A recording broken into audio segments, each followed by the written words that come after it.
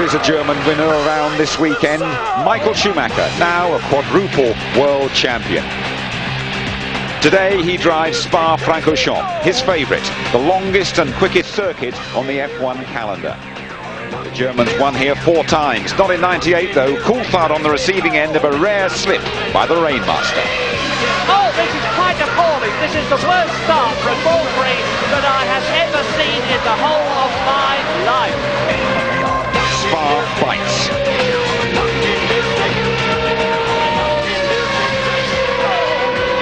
And it's Zonta in the other VAR. Well, this is quite appalling.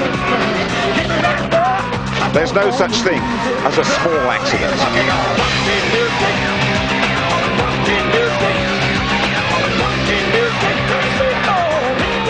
In the Ardennes forests, the weather changes in the blink of an eye. Fog and rain yesterday morning, one practice session wiped out. A wet start to qualifying. Then Formula One's next potential superstar found the sweet spot on the right tyres. Surely this will easily be pole 3.5. That gets faster. Brilliant pole for Montoya. What's the weather going to do though? This is how it looks at the moment. It's getting cloudier and it's getting cooler, down to 15 degrees. Hello there. Welcome to the annual Spa guessing game. Don't ask me what the weather's going to do. I haven't got a clue. The only certainty is it will not stay the same. Welcome to Tony Jardine. Hi, Tony. And Mark Blundell. Now, Mark, you know this place very well indeed. You got your first World Championship point here. What chance of first F1 victory for Juan Pablo Montoya? A big chance. I mean, that was a big day for me back then, but I think Montoya's got a big opportunity here to win his first Grand Prix in his first year, and BMW Williams looks very strong around here. But if it stays dry, if it's wet, the Rainmaster will be there, believe me. You've been chatting to Montoya. What's his mood?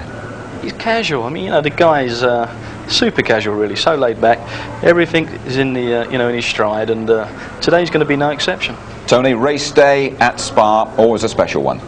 It's a big carnival atmosphere, really. It's a must for the fans. They all come camping here, thousands of them from all over Europe. Great vantage points.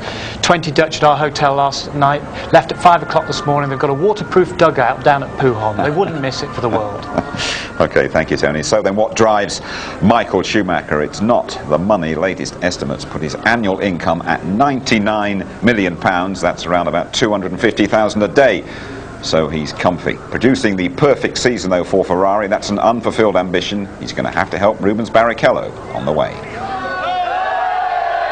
This season may have brought Michael Schumacher and Ferrari a lot of joy, but it's brought its fair share of fear as well. The title is in the bag. While some drivers might cruise through the last 4 races, Schumacher is still on the ragged edge. He had a 180-mile-an-hour testing accident last week, and in Friday practice, this happened. It was not dissimilar to the incident in the rain with David Coulthard 3 years ago. But then the championship was at stake. Now he's on the limit because he knows no other way to drive. It's not that I have to push. You know, I'm a racing driver. That's a natural ability. I sit there and I want to push. And then I just enjoy myself. I keep saying that people may have a problem to believe this, but you know, it's not a 8-hour job. You go in the morning, hate doing what you do, and then you come back and see your family. It's the other way around for me. I hate when I have to go home sometimes because I want to keep driving, and that's the way I am. I don't think he knows any other way. I mean, he's spent his whole career pushing, so I think to change your approach is he just couldn't change his approach. He just knows how to compete. He knows how to drive as fast as he can, and I think it's the best thing for him. Schumacher identified Spa and Suzuka as the 2 races he wants to win, feeling that BMW Williams will be too powerful at Monza and Indianapolis. So finding himself 3rd behind them on the grid here was not in his game plan. The Michelin situation looked to be in this special condition better. I mean, if we see a time gap of 2.6 seconds, I think that's much bigger than at any other time. One intriguing development this weekend was Schumacher's admission on Thursday that he is prepared to do whatever it takes to help teammate Rubens Barrichello finish 2nd in the Drivers' Championship. There's limits to what we allowed to do and what we can do, so we will operate to this. It means also including letting him win if you have the possibility. Sure. With the championship decided, no one has anything to lose in the last 4 Grand Prix, so the racing will be fast and intense. Clearly, Schumacher plans to be right in the middle of it, as he has been throughout the year. In the middle of it and helping Barrichello, then Michael Schumacher is quickest in morning warm-up. He could complete his century today. After first there is nothing. Well, that's according to McLaren boss Ron Dennis.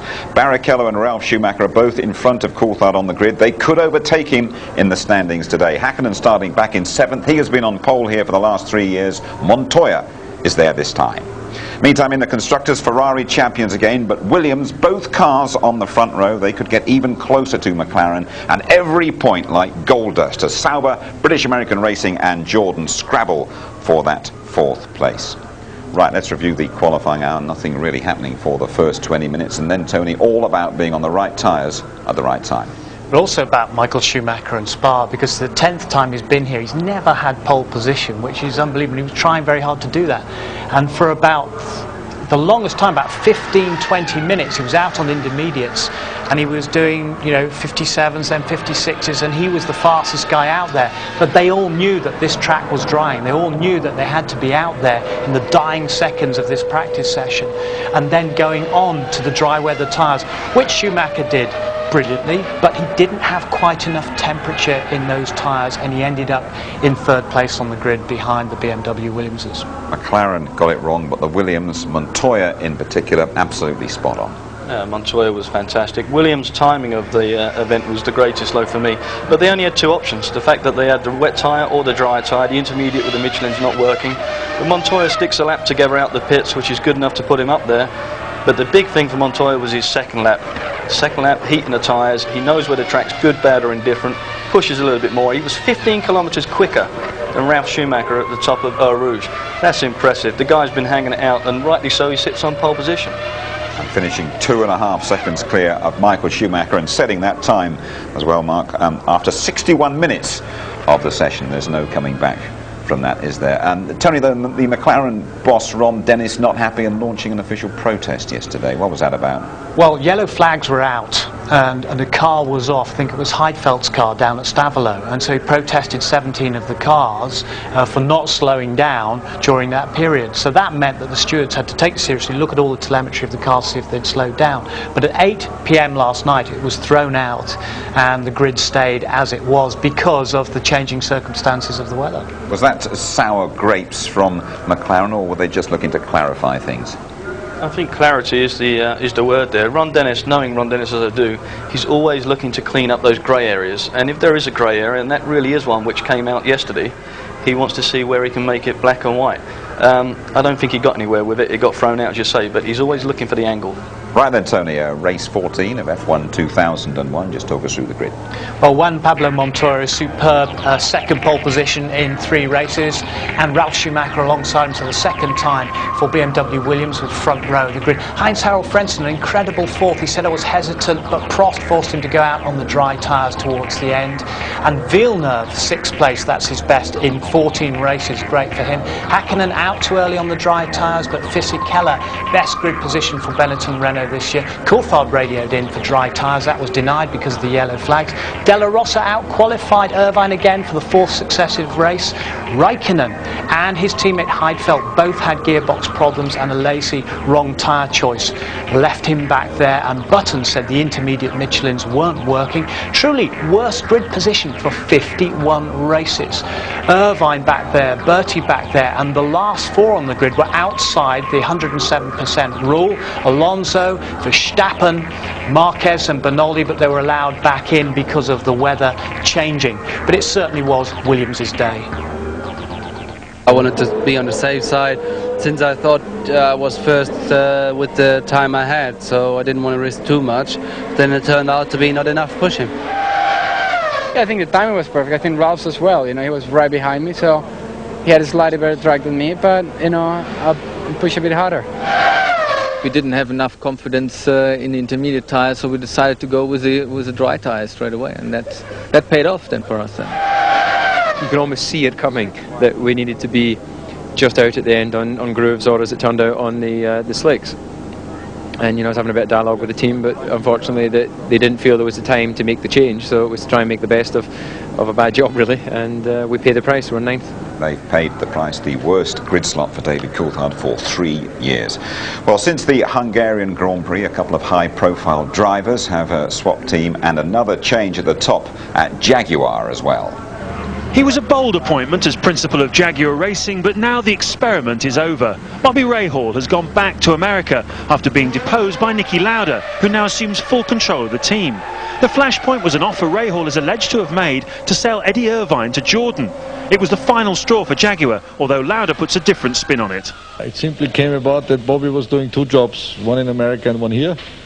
And Formula One needs much more detailed work, really, in a way, because it's a lot of work, as you can see. And then we both came to an agreement that he goes back to the American side, because this is where he's coming from. And it was a friendly departure, if you want to say so. Meanwhile, we've had the most significant driver move of the season. Jarno Trulli will leave Jordan after 2 years to go to Benetton, who become Renault next year. In exchange, Giancarlo Fisichella calls time on his 4-year career at Benetton to take Trulli's Jordan seat. Judging by the look on both drivers' faces, Jarno feels he's the winner in the deal. Giancarlo's expression reveals his true feelings. I'm very happy about that. I think for the future is the best choice, because I got 3 years contract. I'm a little bit disappointed to leave the Benetton team, because after 4 years I was very happy to continue with them, but that's the life. Well, I had 2 great seasons at Jordan.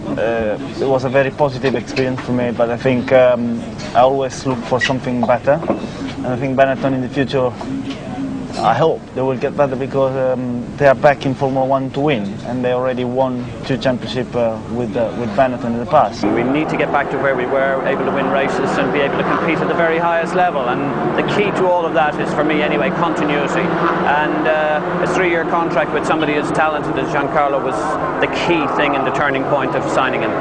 It's been a long, drawn-out saga. Up until recently, it looked as if the 2 drivers would stay put. But behind the scenes, there's been a lot of horse trading. I mean, the decision was made before, but I don't know why they've been waiting for so long. Anytime you're dealing with Jordan, it's not so easy, Anything with him is difficult. Well, initially, the agreement we understood was that a 1-year deal was never really acceptable to Jordan, and for a variety of reasons, because that contract is, Jarno's contract is jointly owned by Benetton, Renault, and of course Flavio being his manager. And when it became a 1-year deal, it became far less attractive, because not alone that, but we have a partner in Honda, and we have a lot of new things happening for next year, and of course that information would be privy to Jarno when he would eventually have to go back to join Renault. The moves have unlocked the key to the driver market, and the other pieces will soon fall into place. Jordan would like to run Fernando Alonso alongside Fisichella next year, but they also hold an option on Jean Alesi.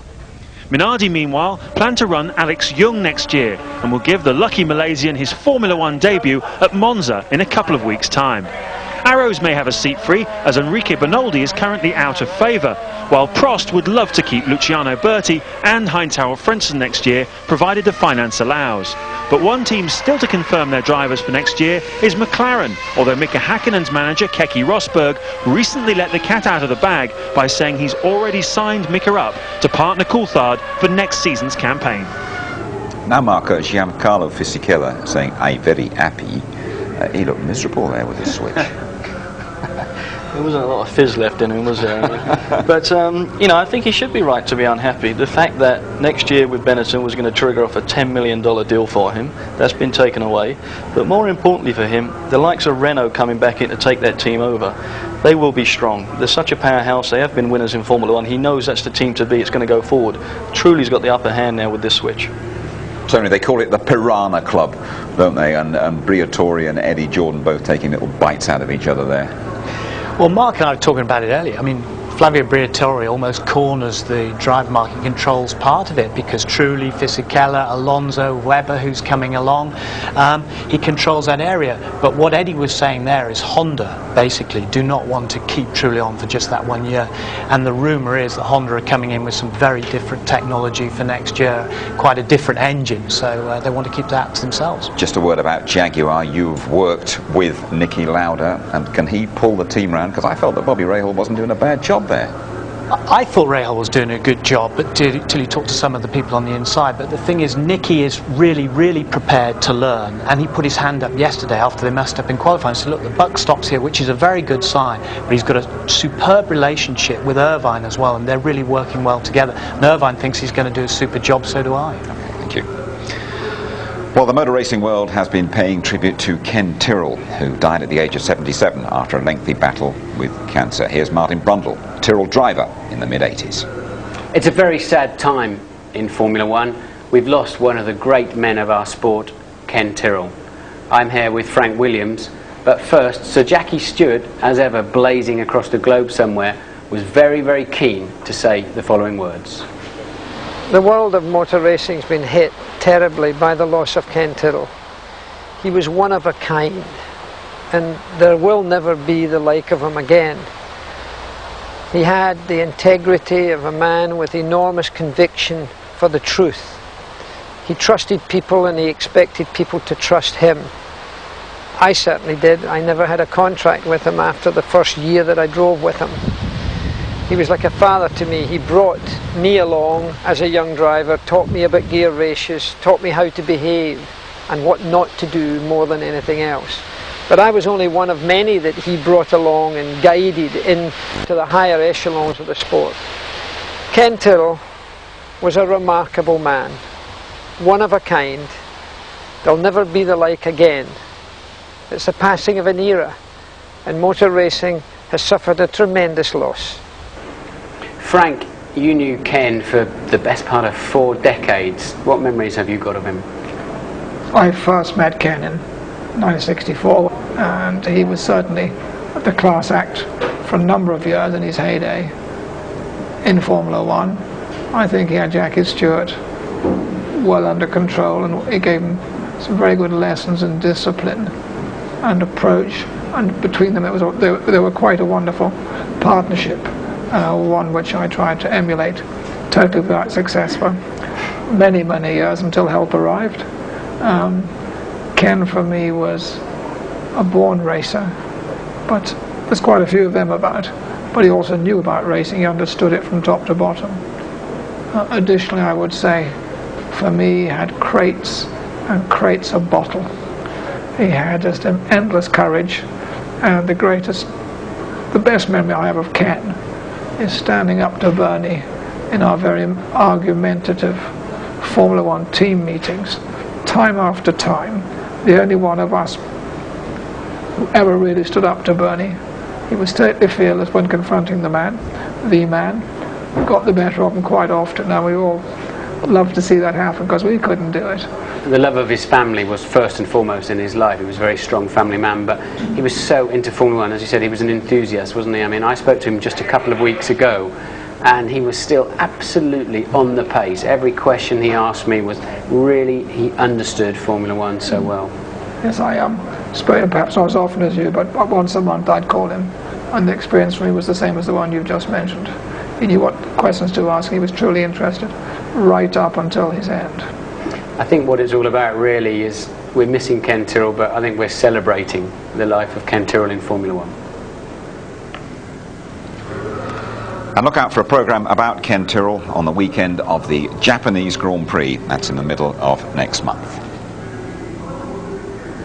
All of us have been shocked and saddened by the death of Brian Moore. Now Minardi have new sponsorship in Monza. As James said, they'll have a new driver, the Malaysian Alex Young. Next season they will have a new Asiatech engine as well. They staged the first Formula One two-seater race at Donington. They called the event Thunder in the Park. Nigel Mansell caused his own personal rumble. Our Louise Goodman found herself in the eye of the storm.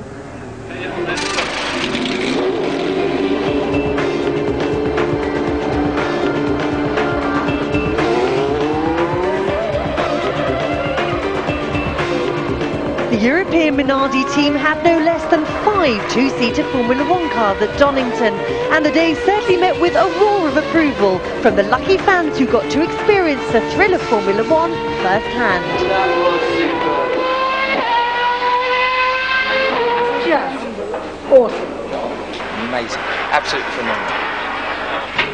Businessman Jonathan Frost bid $55,000 in a charity auction for his chance to ride 2 up in a Formula One car, and Frost had a very special driver, former world champion Nigel Mansell. True to form, Mansell didn't spare the horses. Unbeknownst to his passenger though, he hadn't seen anything yet. As always, the ITV Formula One pit crew were on hand to cast a watchful eye over the proceedings, but this time the job was a bit more hands-on than usual. That was unbelievable.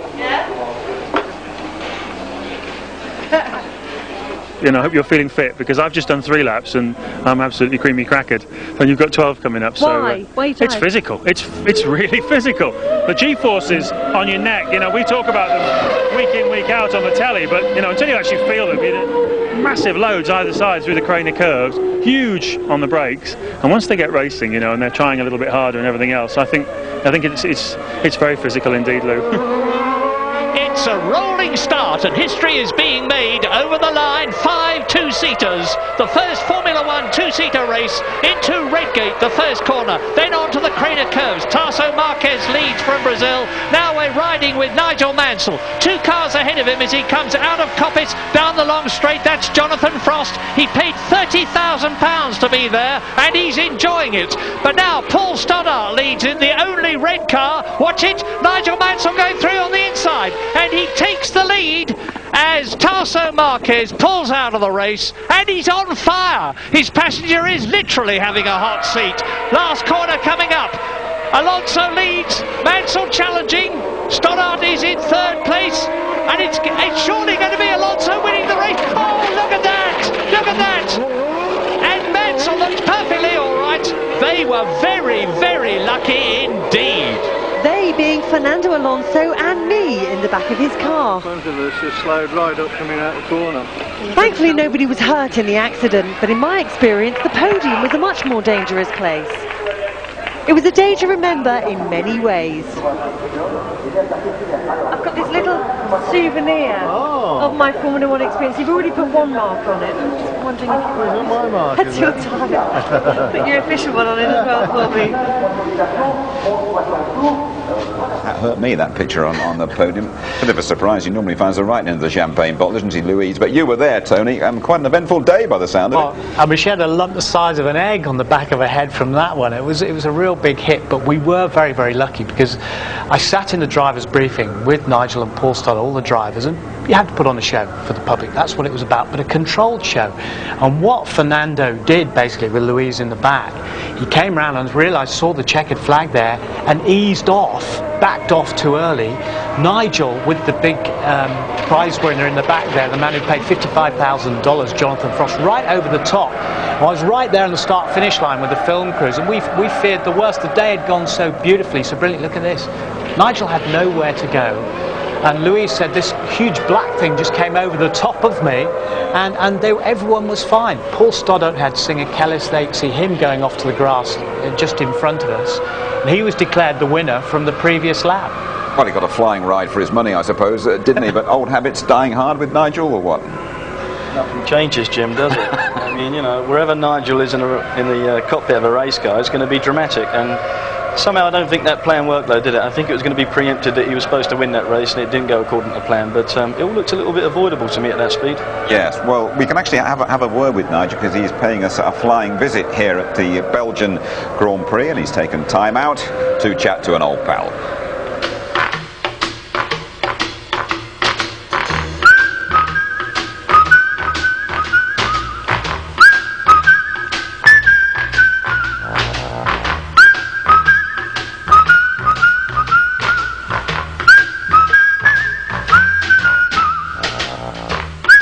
Is it good to be back?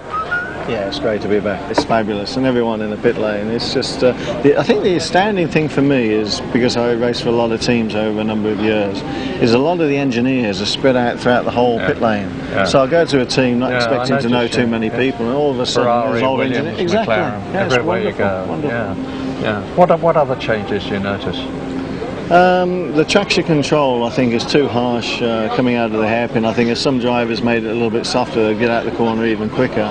But I mean, some cars are incredibly stable coming out of that corner. And I can remember, obviously nowadays, when we're having to squirt it, back ends jumping all over the place. Do you approve of it, traction control? Not totally, not totally. But you know, it's the evolution of Formula One, and it'll be here for a little while, then they might put it back again.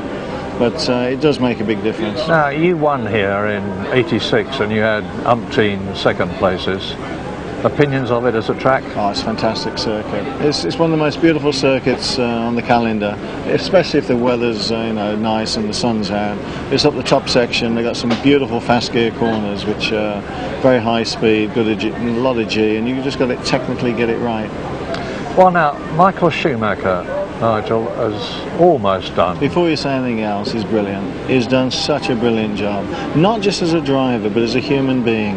You know, I think Michael's a super guy, incredibly quick, and I think, you know, we've got even more to see in the coming years, and he is a superstar. What about David Coulthard? Did you think he ever had a chance of winning a championship this year? David had a fantastic chance at the beginning of the year. He was on a roll, he was close.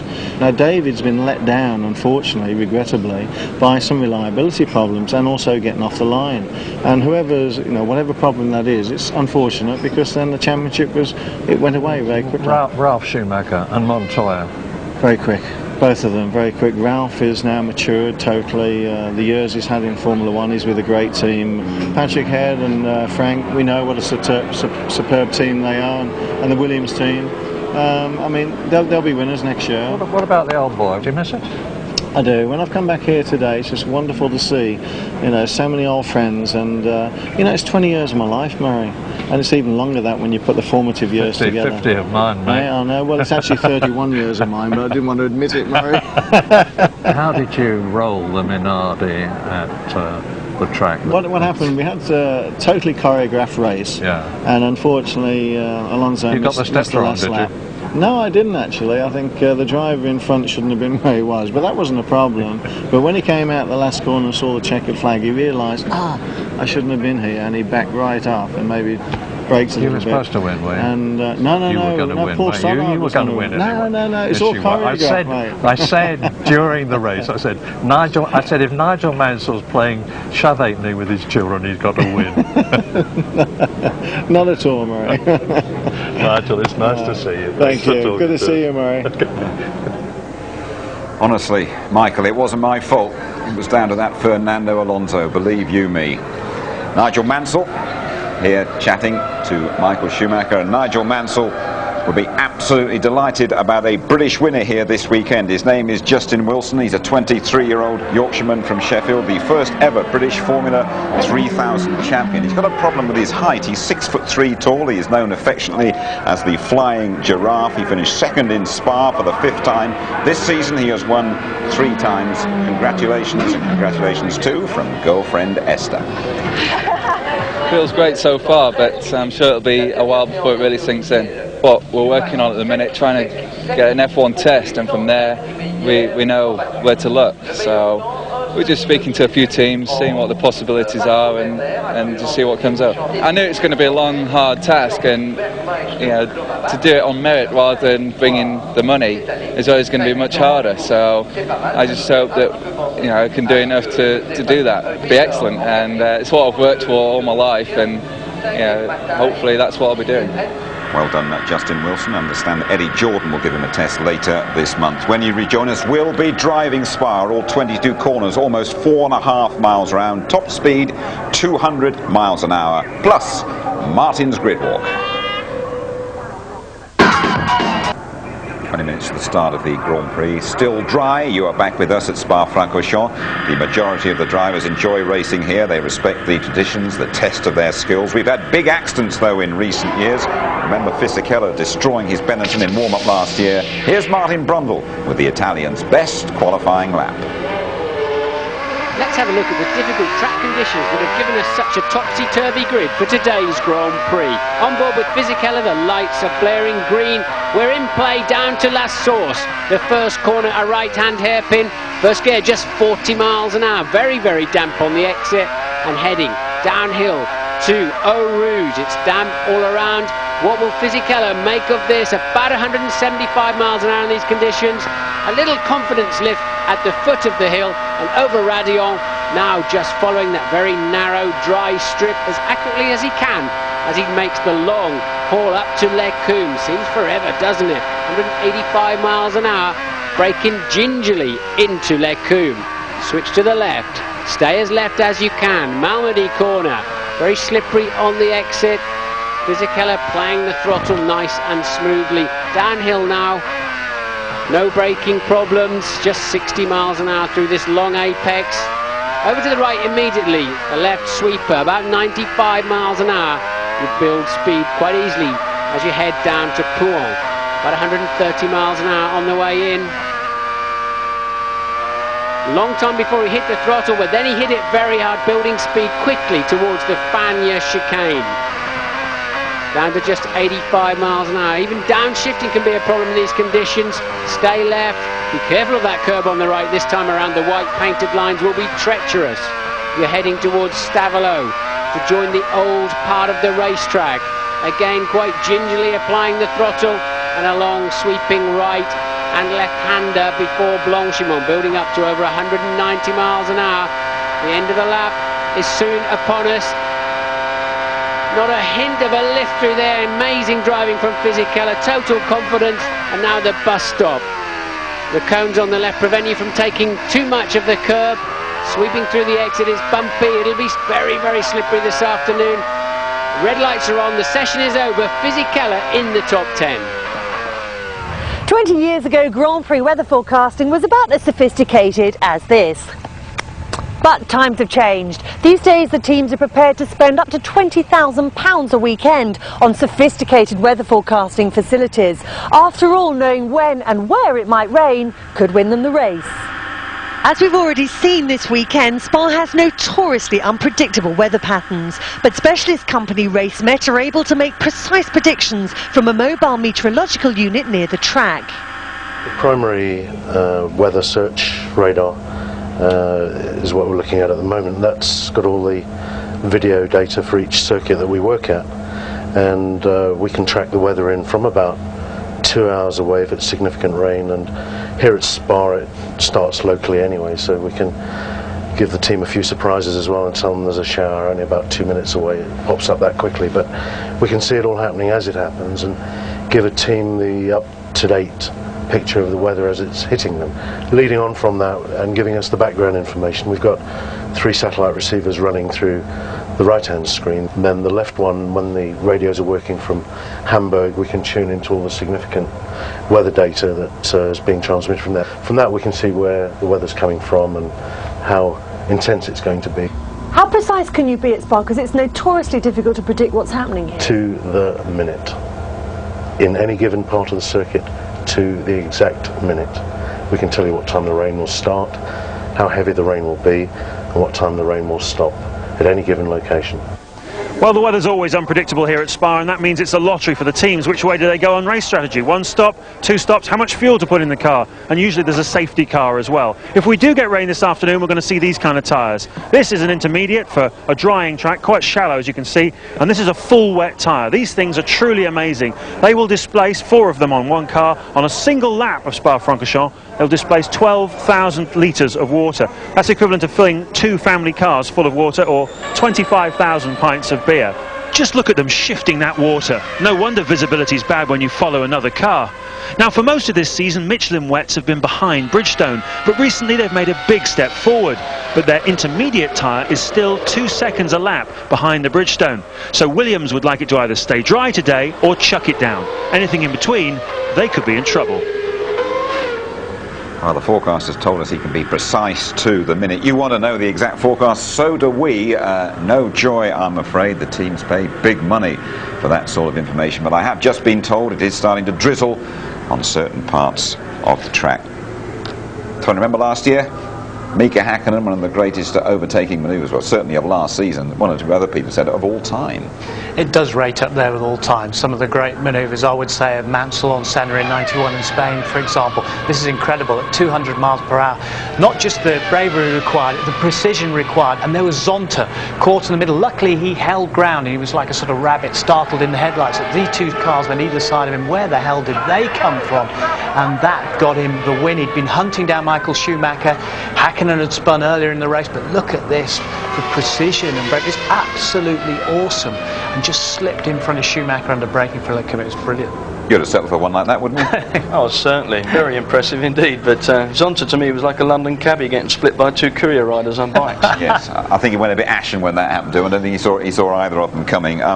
Little bit of a problem this morning for the young Minardi driver, Fernando Alonso as well. The cameras didn't capture the accident, but that is the aftermath. A 190-mile-an-hour smash for Fernando.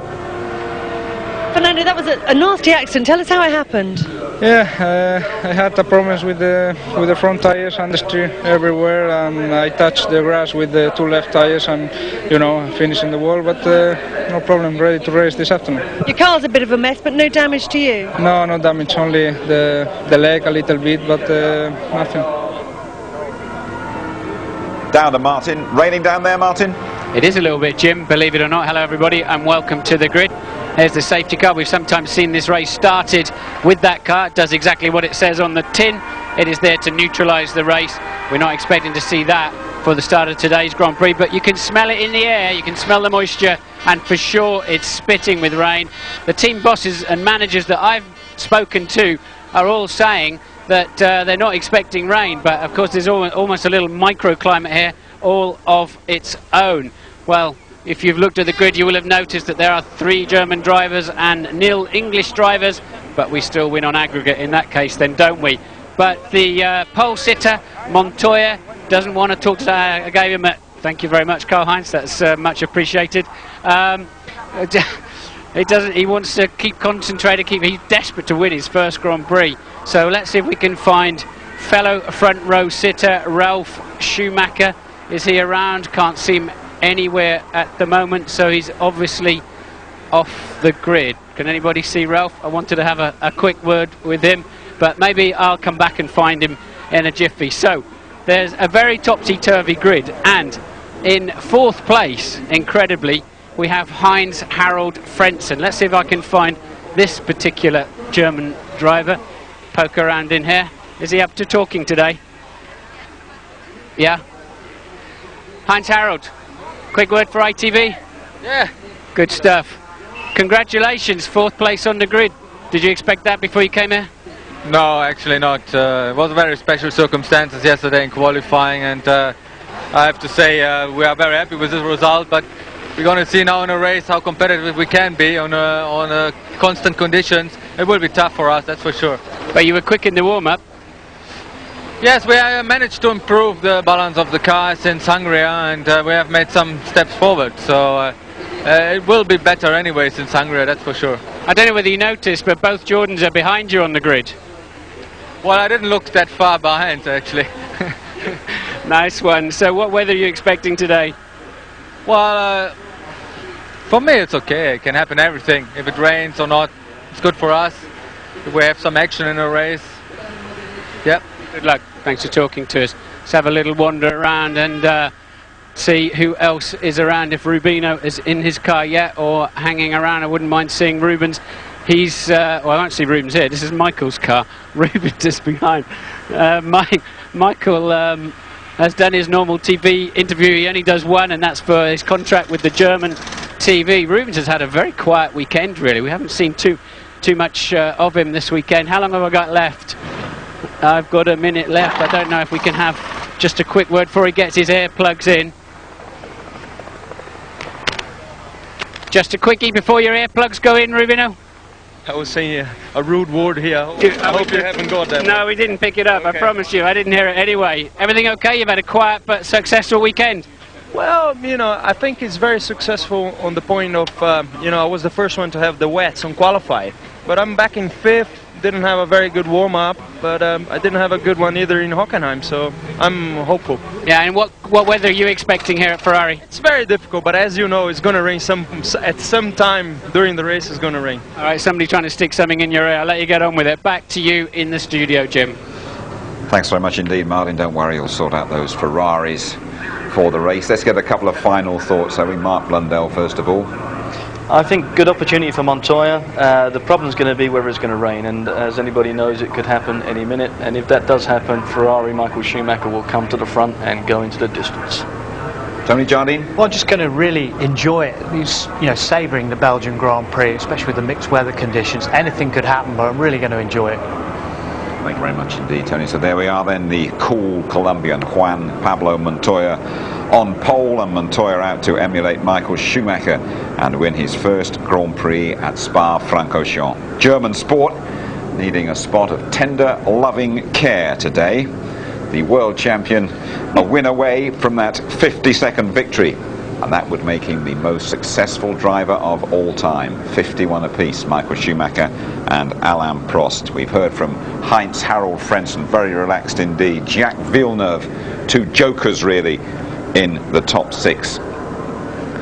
Ferrari's Barrichello. Will Michael Schumacher, as he said, help teammate Rubens Barrichello during the race? And way back, we haven't even seen them, the McLarens, David Coulthard and Mika Häkkinen, who has gone well round here. They have to rescue their weekend. We're all looking anxiously towards the sky. Rain is around the corner, and we are all primed for the Belgian Grand Prix.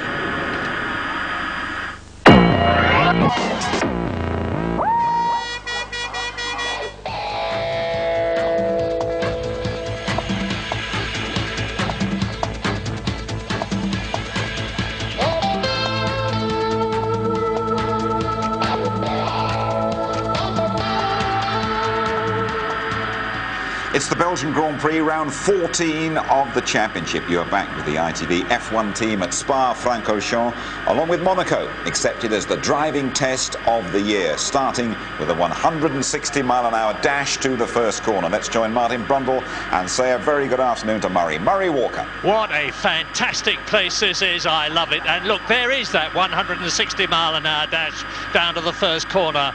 Last source, hairpin bend, second gear, 35 miles an hour, and let us hope and pray that there is not a gigantic pile-up after that first corner, as there was in 1998 when David Coulthard slid sideways on the track on the descent to Eau Rouge, and 13 of the 22 cars piled up.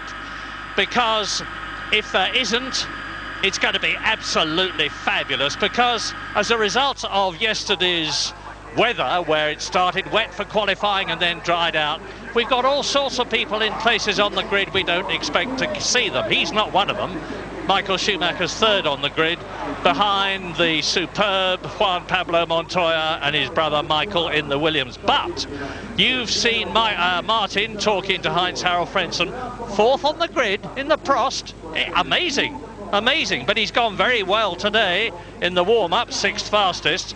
Mika Häkkinen, 7th on the grid. David Coulthard, 9th on the grid.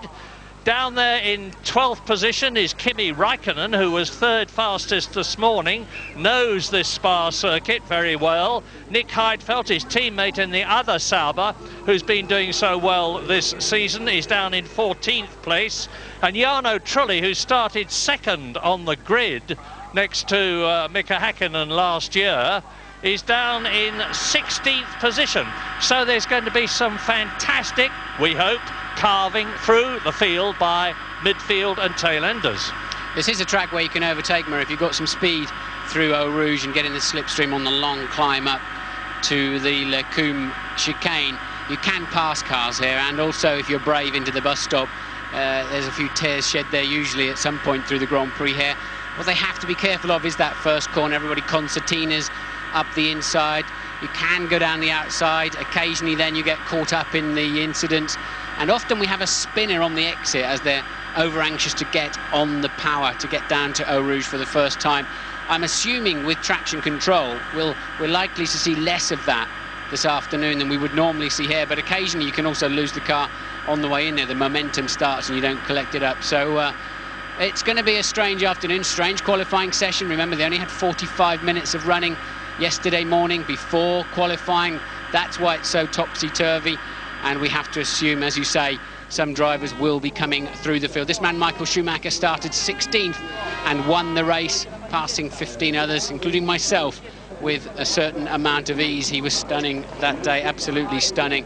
And I have to say, in this morning's warm-up, he looked more committed, more comfortable than any other driver did Michael Schumacher. Ralph then second on the grid. He will not want to be outperformed again by Montoya this afternoon. No, indeed he won't. And let's just make this point straight away. That BMW engine behind Montoya sitting in the grid, concentrating there on his start, as Gilles Villeneuve did, that Jacques' father, one year. I remember at Monza, the race was stopped and restarted, and he sat in the car for 15 minutes just looking stoically ahead. Do not break the concentration. Well, it's being broken now. Off come the tyre warmers.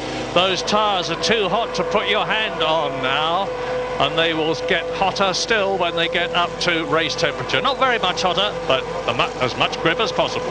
Great unknown this weekend for tyres. Obviously Montoya starting on used ones. They're very used by the looks of it. I think we could be back into the Michelin scenario where they're good in the beginning, fade, and then come back again once they've cleared the rolled up rubber off the top surface. But they've had so little running, so much of it has been with a drying track or in the rain, that the teams have a lot less data than they would normally like to have going into a Grand Prix. And you can hear the engine revs rising. They rev massively high these days, and away they go for the installation lap. Once again, the BMW Williams team sitting out most of the warm-up, saving their engines. They clearly rev them a lot less in the race than they do in qualifying, so they have less power, and that's why I think they'll not romp away from Michael Schumacher and the others this afternoon. Now, this climb up to Eau Rouge, and they're climbing up from it now, looks quite flat on the television screen, but believe you me, when you come to walk up it, it's very steep indeed. Now they're going up to Les Combes, which is the right and left-hander at the top of the circuit. They approach that at 205 miles an hour in race conditions. Turn right, turn left, and then start dropping downhill to Rivage, the double right-hander. Yes, I can see out of the window, I think one of the Minardis, probably Tasso Marquez, did not get off the line. Alonso, we're hearing it is. I can't, yes, Alonso not getting away initially, but of course those four drivers that failed to qualify yesterday outside the 107% rule have all been allowed to start the Grand Prix, but Alonso with problems already, and we also think that the mechanics were still on the track with 15 seconds to go, and we know from earlier in the year that will mean a penalty. Yeah, and it was David Coulthard that suffered that penalty in the past. And the cars that failed to qualify within the 107% rule were the two Arrows and the two Minardis. But because of the exceptional circumstances due to the weather, they were rightly allowed into the race. So this is coming up to turn 14, the right-hander, where the new part of this brilliant Spa circuit joins the old one, which was just about twice as long and was discontinued because of the problems of weather sometimes being fine at one end of the track and pouring with rain at the other, as we ride with Heinz-Harald Frentzen in the Prost. And I remind you that he is in fourth position on the grid. That's Michael Schumacher ahead of him, led by the two Williams BMWs as they come into the bus stop. And that is a left, right, right, left. Very, very slow indeed. Not as slow as the last source hairpin, the first corner on the circuit.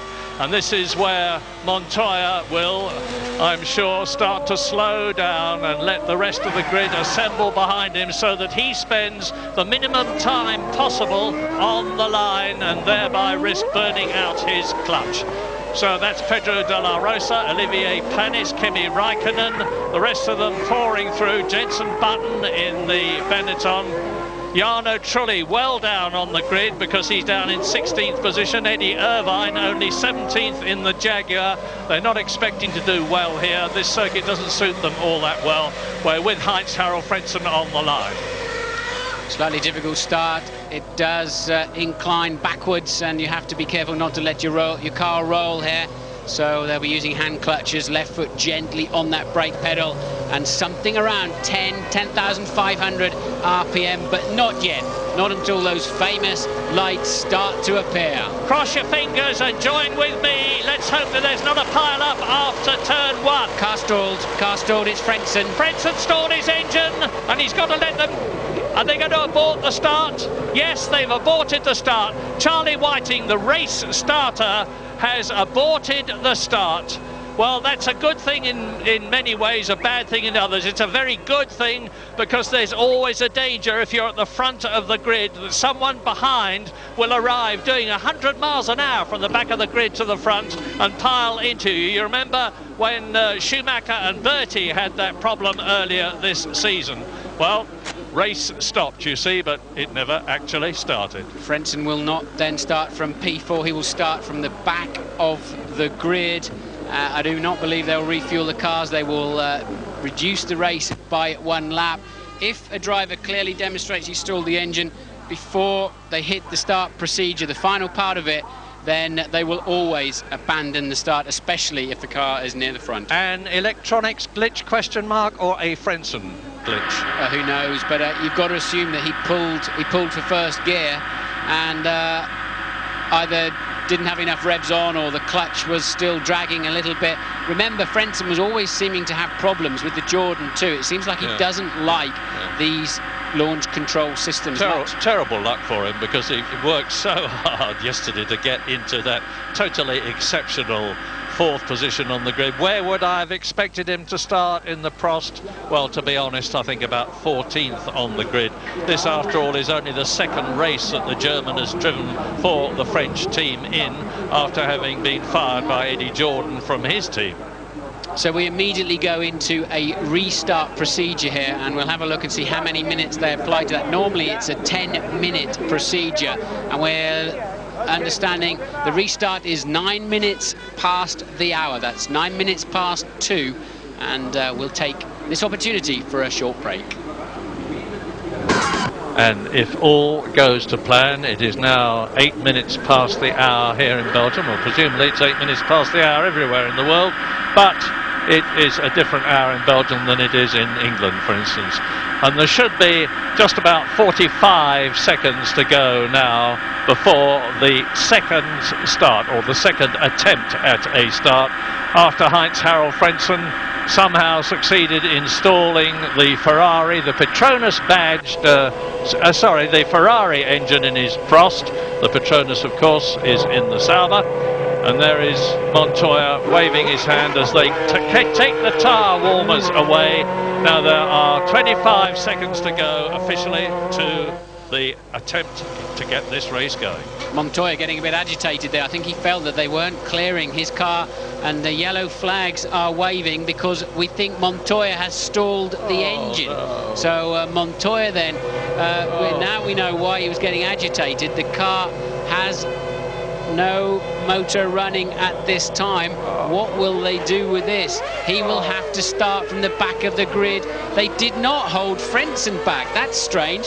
Maybe Frentzen will go to the back of the grid, but why have they not? Normally they hold, mind you, there's no space really for the cars to go around, so they probably briefed Frentzen to go to the back of the grid, and so will Montoya. So number 1 man and number 4 man on the grid, men will have to start from the very back, and it is, as you say, Murray, on a curve. You can't even see the start lights from some of those grid positions way back there. And Schumacher benefits. Which Schumacher? Both of them, because Ralf Schumacher is now effectively in pole position, and brother Michael in the Ferrari is now effectively in 2nd position on the grid. And I know that Michael was pretty happy about his Bridgestone tyres yesterday. He said, I'm the Bridgestone pole position man. That was Montoya, and my heart goes out to him. He's starting, or was due to start, from the 2nd time. There we are, there he's waving his hands on this replay. My engine has gone. Well, he probably wishes it had gone altogether now after the frustration of that, but it had left him temporarily.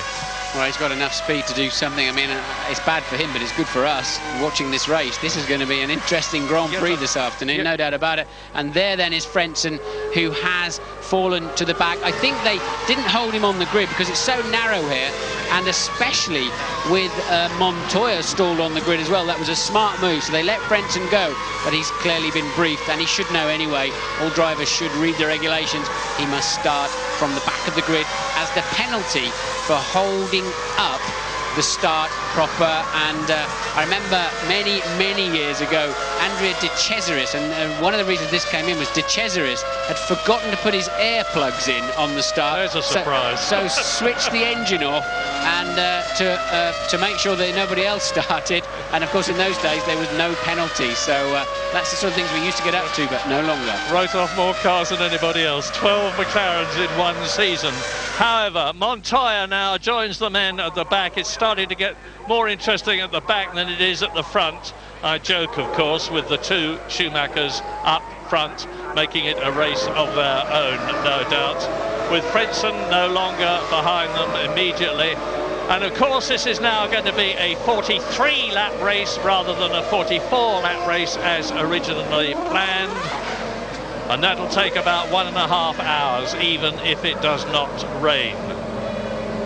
Well, it's looking a bit sparse up there at the front end, isn't it, now? And Ralf Schumacher, now the effective pole sitter, absolutely all clear there in second place. Just his brother he'll have to keep an eye on, steaming up the inside. But we know that Williams to be very strong. And there then is Montoya right at the back of the grid. Here we go. 3 lights, 4 lights, 5 lights, and it is go! Schumacher, Ralf Schumacher leads. Barrichello coming up into 3rd position behind Michael Schumacher. And they turn in, and Fisichella is well up in the Benetton. He's in 4th position as they drop down to Eau Rouge. He's got ahead of Jacques Villeneuve in the BAR. And David Coulthard from 9th position on the grid has got ahead of somebody because he's tucked up right behind Mika Häkkinen. Here they come up to Les Combes for the first time, and Michael Schumacher is right behind Ralf, and he's going to try and take him. Can he get through? Fabulous start by Michael Schumacher, who takes the lead on lap 1 of 43.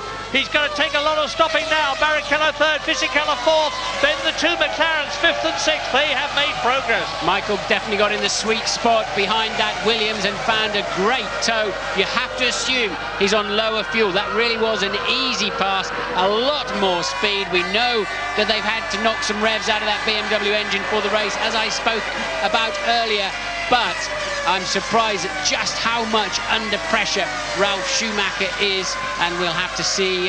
Maybe it takes a time once again on the cold days. It's just 17 degrees out there on the track for those Michelins to come up to full operating temperature. But Williams under pressure from Ferrari. The starter of the day was Giancarlo Fisichella up to 4th. Häkkinen is now 5th, Villeneuve 6th, Coulthard 7th. They've all made 2 places, of course, with the demise of Montoya and Frentzen, and Montoya is already up to 20th place. Now this is the interesting bit. Fisichella in 4th position. That Benetton is really showing signs of coming good here in Belgium.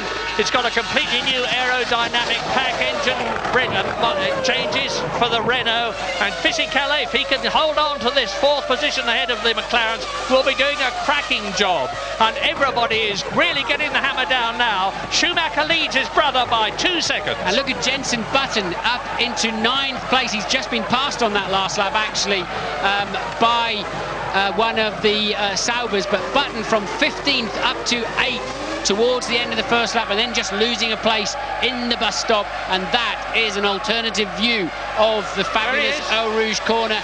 And there then is Button. He is still in 9th behind Raikkonen. Yeah, and it's an indication again of the fact that Benetton are getting things together, as past the arrows. That's Jos Verstappen being passed by Montoya. Montoya, who started last, and Jos Verstappen started 19th. So Montoya has already made up a couple of places as he comes up towards the Jordan behind him, and Michael Schumacher leads. Ralf Schumacher in the Williams still 2nd. Barrichello, who was pressing him, seems to have dropped back a bit in third position. Then it's Fisichella, Häkkinen, Coulthard. Villeneuve has lost a place. Kimi Räikkönen has lost a place. Jenson Button, as Martin's just told you, has gained 6 places. A storming first lap. And look, he is gaining now, is Jenson Button on Kimi Räikkönen, who is in 8th position. So that's the man to watch, Jenson Button. It's nice to be talking about him again after last year in the Williams. He's had a bad season so far for Benetton, but it looks as though it's coming good. Fingers crossed. Both Benettons flying off the line then. I think it's Räikkönen we've really got to watch. He's the man moving in on Jacques Villeneuve. Villeneuve passed last time around by Coulthard, so 2 McLarens are 5th and 6th. Michael Schumacher then leads by 2.1 seconds at the end of the first lap. And look at this squabble. Jarno Trulli chasing Eddie Irvine in the dark green Jaguar. And right up amongst them too is Olivier Panis coming through behind Pedro de la Rosa, who is in 10th position. Top 10, here they are. This is lap 3. Schumacher, Michael, Ralph, Barrichello, Fisichella, Häkkinen 5th, Coulthard 6th, then Villeneuve followed by Räikkönen, 9th is Button, 10th is Alesi. And let's follow Montoya up to 16th already then, Montoya. So he's moved through 5 cars from the very back of the grid, Michael. A full 1.3 seconds faster that lap than Ralph. And this then is Häkkinen passing Fisichella for 4th place. Yep, the McLaren goes up a place, and David Coulthard, I suspect, is going to follow him through in the 2nd McLaren, because if Mika Häkkinen can get past the young Italian, I have no doubt that David Coulthard will be able to as well. Coulthard will have to wait, I think, until Les Combes next time around. And no, he won't, because Fisichella's made a mistake.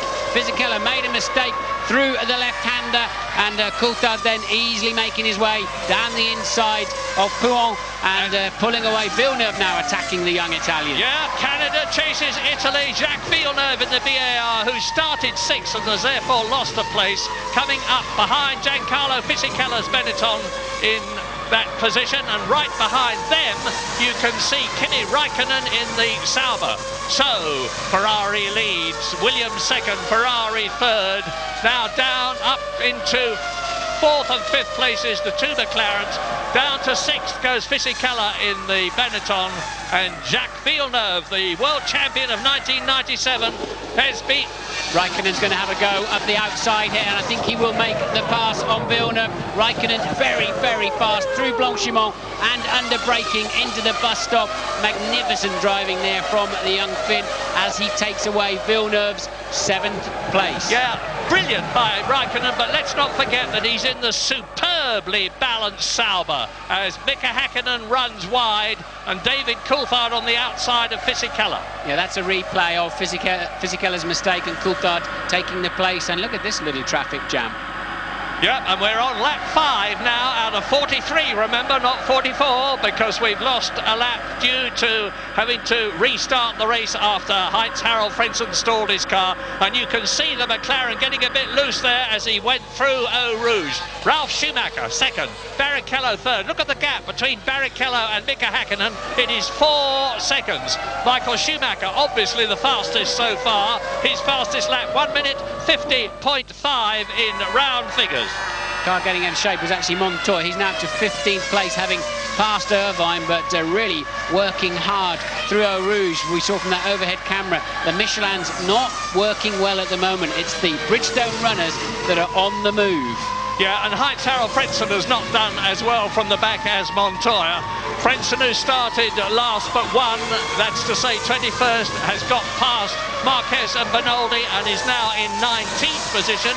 Montoya, who started 22nd, has passed Alonso, Marquez, Bernoldi and Verstappen, and sorry, he's still up behind Verstappen. He's in 19th place. Michael Schumacher 2 seconds a lap faster than any other man on the track on the last lap. I mean, that's outrageous. He had that kind of advantage in the warm-up this morning. I'm expecting all of the key players to 2-stop. I've got a bit of a question mark about the Williams, but 2-stop apparently, I'm hearing from various teams, is the optimum. But as I said, so many of these teams do not have as much data, and somebody's had a big one there. I can't see who it is.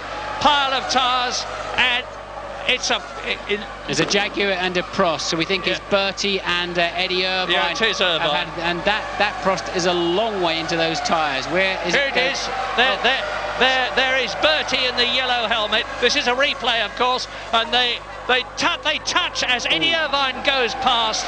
Bertie loses it, goes over the grass into the gravel trap in the Prost. That is a nasty accident, Murray. I'm not looking forward to this thing connecting, because that is on the way into Blanchimont. That is 190 miles an hour. Ooh. And I wouldn't be surprised if they don't have to red flag this race. That is not a good... There's no good accidents. That is a bad incident there for Luciano Berti. That is top speed, spearing straight into the tyre barriers, and I'm not happy with that one. Very, very bad news indeed, as Tarso Marquez comes out of the pit lane after a very early start. But we are all now worried about not the Jaguar down there, and hopefully Eddie Irvine is perfectly all right. But they're actually having to burrow into the tyres quite literally to get at the Prost and find out what's going on in there. Eddie Irvine helping out there. He knows too, like we all know, that is a very serious incident. And obviously Eddie didn't realise that Bertie was alongside him. And they touched. Bertie losing his front wing, only able to go absolutely straight. The safety car obviously is out and leading the race round as we try to establish what has happened to the charming Luciano Berti from Brazil, and he's obviously at best unconscious because there was no movement in the cockpit when we were looking down from the helicopter. A lot of agitation from the medical people there, and Professor Sid Watkins, who is the FIA's chief medical officer, will have immediately been on the scene, because he literally sits in a Mercedes-Benz with the engine running at the end of the pit lane to deal with any medical eventuality. Problem there is, Murray, is it's an unusual place to go off, and before Blanchimont, and there's no conveyor belt on those tyres. Where the tyre barriers are really exposed, they put a conveyor belt so that you can't get buried underneath those old car tyres. You were talking to Mark on the introduction to the programme yesterday about a place where there was only 4 rows of tyres, and that you were worried that something might happen. They're literally having to drag the car out. You say, is it there? That's the same corner we were talking about. Yeah, it's in that zone. But that is highly unusual to crash on the way in. He's missed the end of the gravel trap, look, effectively. And the little bit of gravel he did hit just sent the car up into the air. So virtually unabated speed that he connected with that barrier. And what's worse is the car didn't ricochet out and let more energy dissipate. Bertie on the inside of Eddie Irvine. As Eddie turns in to take his line, he had no alternative there, which removed the front wing and the barge board, and he goes unabated speed straight over the edge of the gravel trap and the hard grass and into that row of tyres, and he would have been doing, when that accident started, something like 185 miles an hour, and would not have been able to scrub any speed off. A very concerned looking Alain Prost, the team principal and owner in the Prost garage, obviously extremely worried about what is happening to his protege Luciano Berti, and I do not like the sight of that blanket screen which has been erected. The last time I can remember seeing that was when they were taking Michael Schumacher with what turned out to be a broken leg out of the Ferrari when he crashed at the British Grand Prix and lost a lot of the season before last. But anyway, the car has now been eased out of the tyre wall. Yes, and they've neutralised the race. They have now red flagged the race, which I think is the only option here this afternoon, because that is one of the most serious accidents I've seen for a while in Formula One. It's the severity of the impact and the lack of flailing around, and the energy. That's Irvine in the background, you can see, who had a similarly big accident, but that Prost just simply stopped in a very short distance, and they're the ones that really do some damage. But I keep seeing a yellow helmet in there that looks not dissimilar to Bertie's, but that's on a corner safety worker. So Luciano Berti then, I mean, it will be no surprise if he's unconscious, Murray, anyway, because the sheer energy involved in that impact was enormous. But let's hope it's... And looking on the bright side, as one must, I remember David Purley in the Lec car, who had Formula One car, which had a most enormous head-on, flat-out crash, and the total length of the car was reduced, and I'm not joking, to about 3 feet, and David Purley, after suffering really awful injuries, made a complete recovery. So just to summarise, the race has been stopped on lap 6 out of 43 in Belgium, after Eddie Irvine in the Jaguar and Luciano Berti in the Prost had a collision as they were exiting the 190-mile-an-hour Blanchimont corner, which resulted in Berti leaving the track at great speed and going virtually straight head-on into the Armco. For what it's worth, Michael Schumacher was leading his brother Ralph by 0.8 of a second in this what was to be 43-lap race, with Barrichello, Häkkinen, Coulthard and Fisichella completing the rest of the top 6. Ralf Schumacher talking to Michael.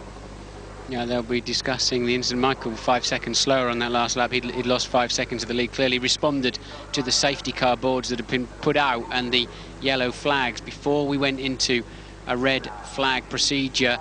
And that procedure is all about reforming on the grid in no particular order at this stage. There is a line where they go to and wait for a restart procedure, and they seem as if they're now able to get Luciano Berti towards the ambulance. When people say to me, what has changed most in your time in Formula One, I always say safety. And one of the dramatically improved safety situations now, of course, is that the cars all have this removable seat, a special seat which can be lifted out with the driver in it, so that you no longer have to pull and tug at the driver's arms and try to get his helmet off. All the necessary splints and things will have been put into position, and then Berti will have been lifted out of the car, and it looked to me as though he had been lifted out of the car and was being put into the ambulance on that last shot we saw. And that is Kimi Räikkönen running in, because his car was stopped, has been stopped in the loop after turn 22, and turn 22 is the bus stop. So Kimi Räikkönen, for some reason, running in as the stretcher there is carried away. Pointless. He will not be allowed to start the race in the spare car. The race is way too old to be introducing spare cars into the equation. But what bothers me about the Luciano Berti incident is that those tyres can come into the cockpit. I remember going off in Manicourt at the hairpin once like that with a suspension failure, and at a lower speed. And the tyres tend to come up the nose and come into the cockpit, and of course to a certain extent you are exposed in that situation. So although since the appalling accident which resulted in the loss of Ayrton Senna at the San Marino Grand Prix in 1994, the cockpit sides have been very much lifted. Here's a replay. You see Eddie Irvine trying to take his racing line as Berti is alongside him, and that was the collision. Yeah, I don't want to see too many more replays of this one, please. Eddie Irvine also having a sizable accident, but clearly he's okay. Yeah. Well, there we are. You can see that they are slowly making their way towards the special car there, and we can but hope that all is going to be well for Luciano long term. He had a dramatic enough season before this, because he started off with Jaguar, of course, and then lost his place in the Jaguar team and was seconded to the Prost team.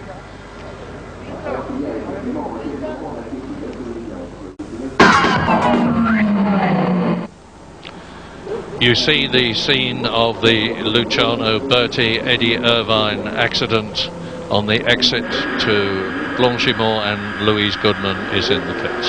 Yes, I'm down in the Prost area in the pit lane. A few worried faces behind you, as you can imagine. I can tell you, though, I've spoken to a member of the team, and initial reports from race control suggest that Bertie is okay. Now, there was no further report beyond that. We don't know exactly what okay is, but that's the first news that we have. Well, it would appear that they have got the Brazilian into the ambulance now from the pictures we're looking at. Eddie Irvine still down there. And as so very often happens, I remember when James Hunt and when Ronnie Peterson crashed at Monza in 1978, the race that sadly took his life. James Hunt was very much involved in getting him in the car. Racing drivers have to exhibit powers of leadership, and it's very obvious that that is what Eddie Irvine is doing. He's getting involved, and rightly so, in finding out what is happening. It's good to see so much of the front of that Prost intact. So now it's really, did those supposed safety tyres really come into play? And as you said, Mary, Luciano looked as if he was certainly unconscious, and but the safety cell really has stayed superbly intact there, hasn't it? I don't think Eddie Irvine has any blame at all in that incident. I don't believe he knew that Luciano Berti was coming around the outside of him, and there is a left curve before Blanchimont itself, and I think he was just taking the normal racing line. It wasn't a blocking incident. It was I think he just really hadn't quite clocked that Luciano got a run on him down the outside there. So I don't think Eddie Irvine has, in my view, any blame there. But there's a better shot of the Prost, and you can see the nose intact. So it's really just a question of did anything ingress into the cockpit. That Marshall incidentally is not having fun. He's not having a free ride. He needs to sit on the nose of the car, because obviously with the front wheels and the suspension removed and the engine at the back of the car, it would slide down out of the crane sling if something wasn't done to counterbalance it. And it's quite usual and traditional for marshals to do exactly what he has done. Now, of course, while we wait for the restart time to be confirmed, I can tell you that the pit lane exit has been closed, so there's no question of anybody getting on the course. We have to wait while the tyre wall is laboriously rebuilt. As you can see, there are batches of 9 tyres which are literally band-aid together. Some of them have been broken up, but normally the organisers have got spare batches in reserve so that they can be slotted in. But look, you see, he went off at the apex of the gravel there, and he went in where it's a very good thing that he didn't go in just a few yards later, because there was only one row of tyres. Craig Pollock on the left, Bernie Ecclestone on the right, Flavio Briatore in the glasses, talking about the accident and the restart, obviously, as the amber lights flash over the 5 traditional red lights which start the race. It's a horrible time for everybody involved in Formula One when there's been a big accident and you don't know the circumstances, and there just seems to be a lack of information. It is a long way out to that corner, and it's unclear initially, and there's some uncertainty, a bit of misinformation occasionally, and it's just a very uncomfortable time.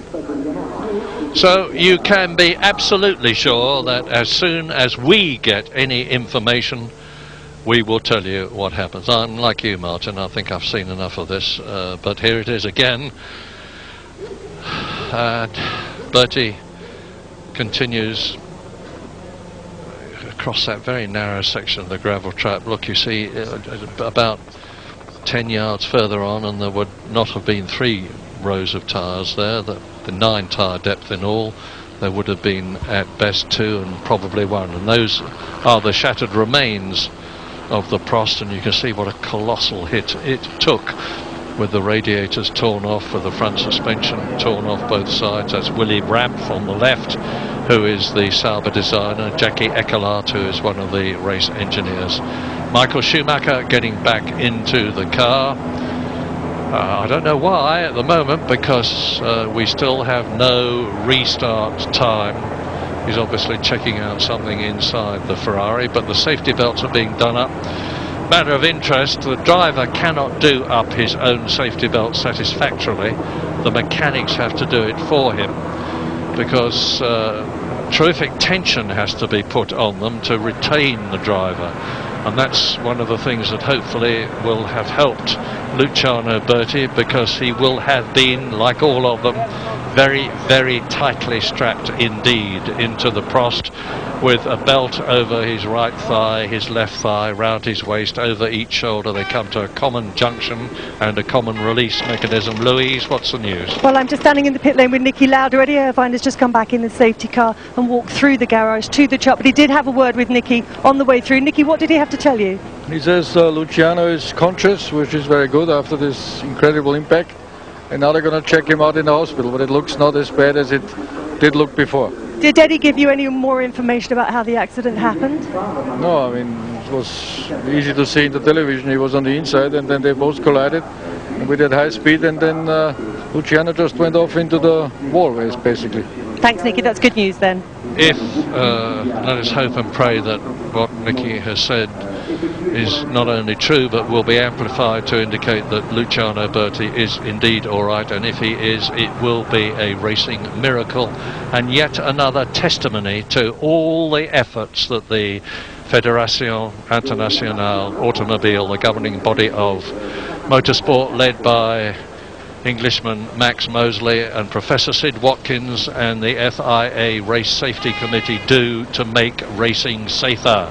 You can never make it safe. Motor racing is a dangerous sport. It always has been, it always will be, but you can try to make it safer, and that is what they do all the time, by making the tubs of the cars stronger, by getting the drivers deeper down into the car. Look how little of Mika Häkkinen's head is showing above the safety collar there, which has already saved many drivers' lives, by putting them in the correct racing suits and fireproof overalls, by making sure that they are belted tightly in, that the crash helmets are of the correct design, that there are gravel traps around the circuit, that there is Armco barrier to stop them going into the crowd. All these things have been done and more since, in particular, Formula One began in 1950, and most particularly since the late and great Ayrton Senna was involved in that dreadful accident at the San Marino Grand Prix,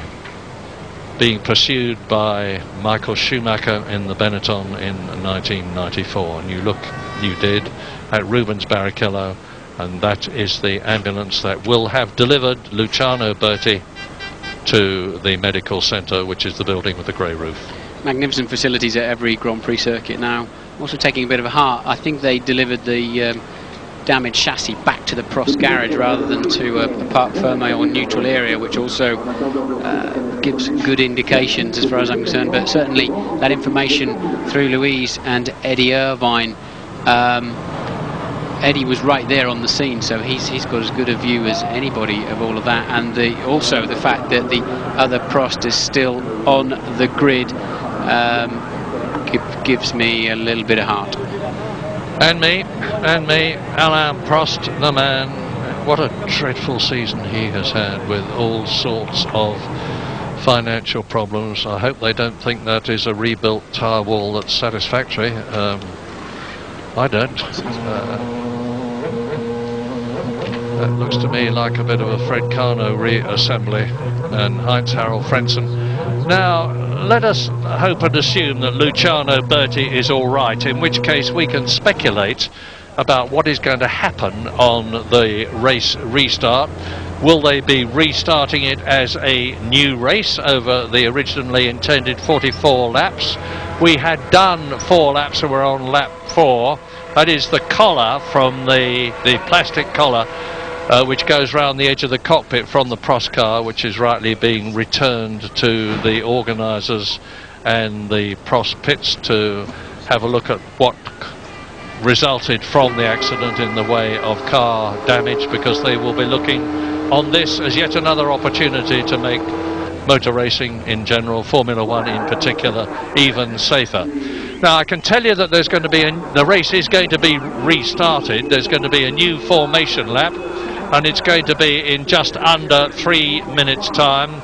Bernie Ecclestone consults with, or rather talks to, Ralf Schumacher and tells him what the form is. We will be back.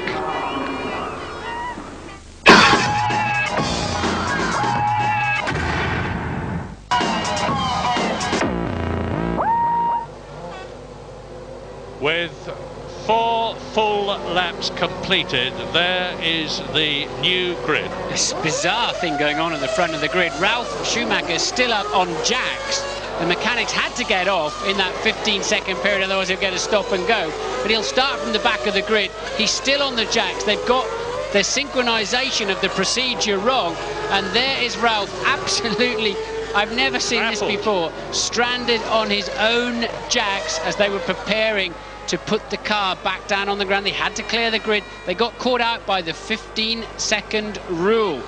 Bizarre afternoon. Let me take you through the rules. I think this is number 158 of the sporting regulations of Formula One, and the original race will be null and void, and the new distance will be the number of laps they had competed away from the total minus a further 3 laps. Any car can restart providing it got back to the start-finish line under its own steam, which Raikkonen did not do, so he cannot take the start. So this is a whole new Grand Prix. James Allen. Well, Martin, it just shows you how easy you can take your mind off the job. It's something they've done hundreds of times before, a start procedure. But what happened was all mechanics left the grid. Even Ralf didn't realise that he was still 6 inches up in the air. And believe it or not, Ferrari mechanics were whistling and waving at them, telling them, hey, your man's still up on the jacks, he can't start.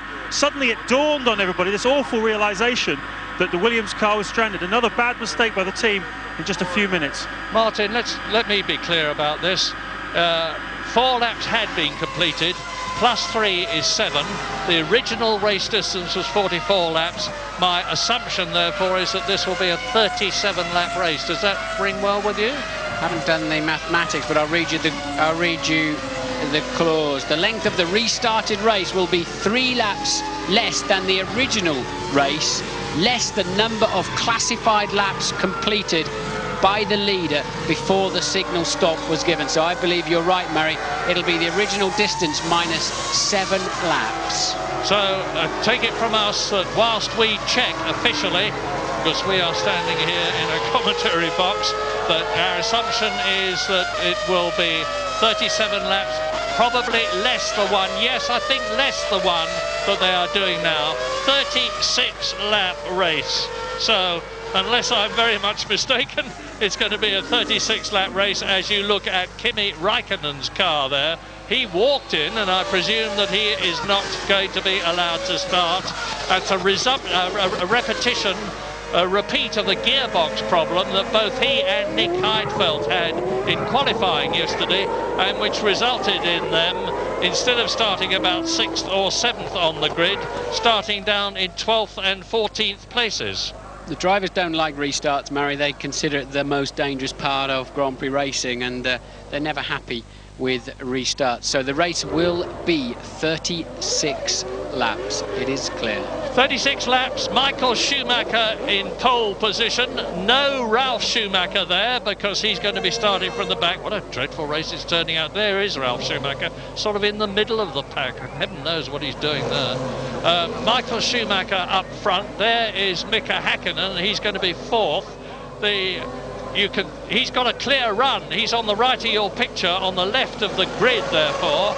So here we go again for 36 laps, and it's go again.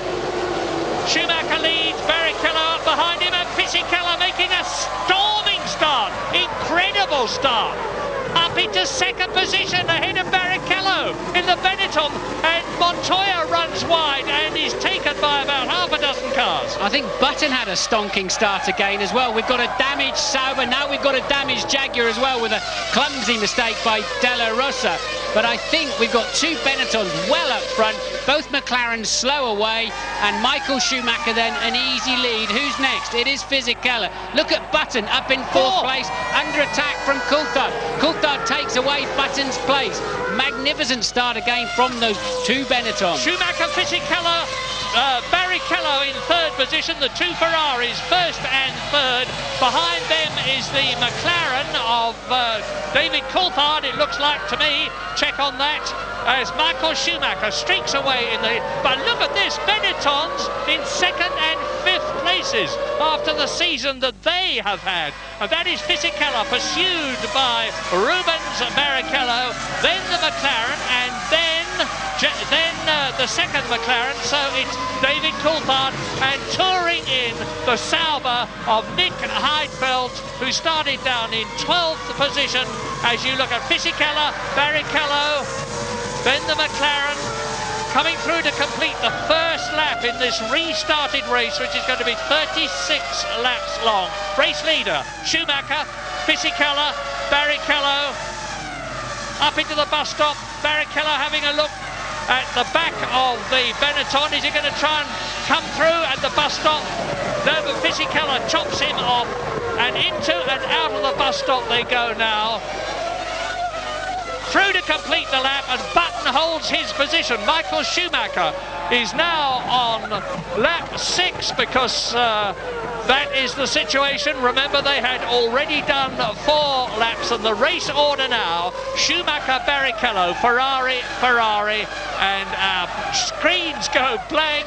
This is turning out to be a pretty trying afternoon for all sorts of people, especially Nick Heidfeld, who is out of the race. So both Saubers are missing now. Kimi Räikkönen did not restart. Nick Heidfeld is out of the race. Michael Schumacher is through, and this is the battle for second. Yes, and there you see the two Williams towards the back of the field. That will be for about 12th and 13th place, I would guess. We've got no data up here at the moment. After their different traumas, Montoya stalling in the first race, and Ralph being jacked up and stranded for the second race. I believe also Häkkinen has passed Jenson Button. So we've got a McLaren third and fourth now. Sorry, it's going to be fourth and fifth, isn't it? Well, I had thought I'd seen it all, but I have never seen anything like this. I've never seen a grid with a car with all 4 wheels off the ground as the rest of them leave. And here is the battle for second. Fisichella pursued by Barrichello, with Michael Schumacher out on his own in front. Then the two McLarens of Häkkinen and David Coulthard, and that is Barrichello. It's Coulthard and Häkkinen and Montoya out. Will he ever win a Grand Prix? He was absolutely sensational yesterday in qualifying for yet another pole position. He just cannot get to the end of a Grand Prix. You know, these modern engines, so highly stressed and overheated, are very, very sensitive and delicate. And of course, they've started and then started again, and then started again. They've been sitting on the line, cooling down, then heating up again, and I suspect that's what's happened to the BMW engine in Montoya's Williams. Well, they've got an Achilles heel there as well, haven't they, on reliability? That's why they sit out the warm-ups, Murray, and keep the revs and engine mileage down as much as they can. They're clearly exposed in that area at the moment, and there's a graphic demonstration as Montoya falls out of the race. A Jaguar in the pits, that'll be Della Rosa. He clipped the front of the slowing Heidfeld at the restart. He didn't need to, he had plenty of space to get around him. So Della Rosa then in the pits. We haven't seen him leave yet, and still Barrichello can't find a way past, and looks like he's out of the race. And that says a heck of a lot for Fisichella, and even more for Benetton and Mike Gascoigne, the Benetton technical director, and all the rest of his people who've done such a sterling job, because Fisichella is staying ahead of Rubens Barrichello in second position. Fisichella on sheer merit. He's not making it difficult for Barrichello to get past by weaving, and Barrichello having a real good look now. A terrific scrap for second, third, fourth, fifth. Benetton, Ferrari, McLaren. Michael Schumacher is out on his own in this Belgian Grand Prix, which he has already won 5 times. He lost his win in 1994 in the Benetton. Here is a replay of the start. And you look at the two Benettons like they're in a different gear to everybody else, and there's going to be a bit of a calamity, I think, towards the back. I think the Jaguar of De La Rosa is going to get in the middle of a 4-way fight there. Montoya got caught up in it as well, and that is why we saw so many of them dropping back. Heidfeld's car's already damaged, and I think De La Rosa will now clip Heidfeld out of view now as he passes him later on. The old belt and braces policy, which I've operated in the past, is not working now. We rely on modern technology in the commentary box to tell us what is happening in the race. All the cars have electronic senders on them, as a result of which positions and gaps and all that sort of thing are relayed onto a television screen in front of us, which enables us to keep you in touch, and that is now completely missing. All I can tell you is that Schumacher leads, that Barrichello is having a real good look at Fisichella, corner by corner, lap by lap, to try and make it Ferrari 1-2, but the two McLarens are not actually making up any ground at all on Rubens Barrichello in front of them, and this is a circuit where you can pass. It's not like Hungary, where you can't get past anywhere. There are passing places, but you've got to be right up behind them. Well, we saw enough passes already in the first part of this afternoon's events, didn't we? But I think the timing monitors have gone away. We're on board with Frentzen, who would have started again towards the back of the field. I think they've taken the timing monitors away at the moment, Murray. They were showing the wrong number of laps remaining in this race. They'll have to square that up after the red flag situation. I'm expecting he'll be back again with us soon. We've no idea where Frentzen is. It looks like he's having a sort of a test. He's all out on his own. Having a test day out there, isn't he? Sunday afternoon run at Spa-Francorchamps, and those brown marks on the circuit, incidentally, are from the plank underneath the cars. They all have a composition plank underneath, and if it is rubbed too much and reduces the ride height of the car too much, they can be excluded, and it was for that very reason that Michael Schumacher was excluded and lost his race win in 1994 in the Benetton. So there's the good news. We've now done 4 laps of this 36-lap race, which was originally going to be 44 laps. And the leader, we don't need telling that, was Michael Schumacher. 32 laps still to go. That's a long, long way. And there's not so many cars left in this race. We're with Heinz-Harald Frentzen, trying desperately to regain the situation that he had earlier on when he was to start 4th on the grid. But as you see, there's an enormous track gap between him and whoever it is in front of him. So just to recap, the first race was stopped after an enormous accident with Luciano Berti in the Prost. And we see the arrows of Bernoldi there defending heavily against the BAR, I suspect, of Panis, with Ralf Schumacher now coming up behind them. We have the timing screens back. That is a scrap for 6th position. Now here we are, we're on lap 9 out of 36, and Michael Schumacher, as our screens go blank again, is undoubtedly in there. I don't know why we're not seeing Schumacher. It's good to concentrate on this battle for 2nd position, and there are now 15 cars left out of the ones that started the second time. Schumacher has got a 10-second lead over the battle we keep seeing and that we're looking at now. Fisichella 2nd, Barrichello 3rd, Coulthard 4th, Hakkinen in 5th position. Jarno Trulli has worked his way up from originally way down on the grid in the Jordan, the Italian. He started 16th and he's now in 6th position. He's gained 10 places. His teammate Jean Alesi in the 2nd Jordan is 7th. And Jenson Button in the 2nd Benetton with his teammate Fisichella 2nd is now 8th. And the rest of the 10 are Jacques Villeneuve and Verstappen. Yeah, Ralf Schumacher, the reason the screens went out again, he's 12th, he wasn't 6th, where they were showing him, Murray. So Ralf Schumacher squabbling around with Panis at the back of the field, and Verstappen But I don't know what Button's problem is, but he's certainly falling back. But Trulli's on the move. Trulli's actually catching the two McLarens at the moment. That's why you can see the yellow Jordan in the background, and Lacey a little bit further behind too. So Fisichella holding his own though, Murray. Yeah, and if Michael Schumacher can stay there, and goodness, if there's one thing that the Ferrari tends to be, as well as the quickest car, is the most reliable. And we see now Olivier Panis battling with Jos Verstappen. Verstappen in the arrows is 10th. Behind him in the BAR, the white car, is Olivier Panis, and Jacques Villeneuve is down there as well. In fact, Jacques Villeneuve is ahead of Verstappen. Villeneuve is 9th, Verstappen is 10th. No, Verstappen's got ahead. So Verstappen is now in 9th position as Jacques Villeneuve there dives through and takes Button, and 8th position in the process. Yeah, it was Panis, the BAR we were looking at before. Just to finish my report on Luciano Berti, we heard from Eddie Irvine, who was involved in the incident, that he appeared to be conscious. We have no further news. We'll let you know as soon as we get some. Your leader then, Michael Schumacher, 12.2 seconds ahead last time around. He's lapping still 1.5 to 2 seconds faster than any other man on the racetrack. A 49.9 that time around. 1 minute 49.9, and he's just romping away, isn't he? Yeah, 1 minute 49.9, and the previous lap record was that of Jacques Villeneuve in 1:52.6. So, and that was in 1997 in the Williams. So Schumacher's nearly 3 seconds faster than the previous lap record. Jarno Trulli is in the pits, just going past our window here, and this was Villeneuve shaping up to take Jenson Button into the long left-hander of Pouhon, as it's called. And unusual to see Formula One cars overtaking into there, and there then is Jarno Trulli's Jordan. So whether he picked up a puncture or what, we don't know.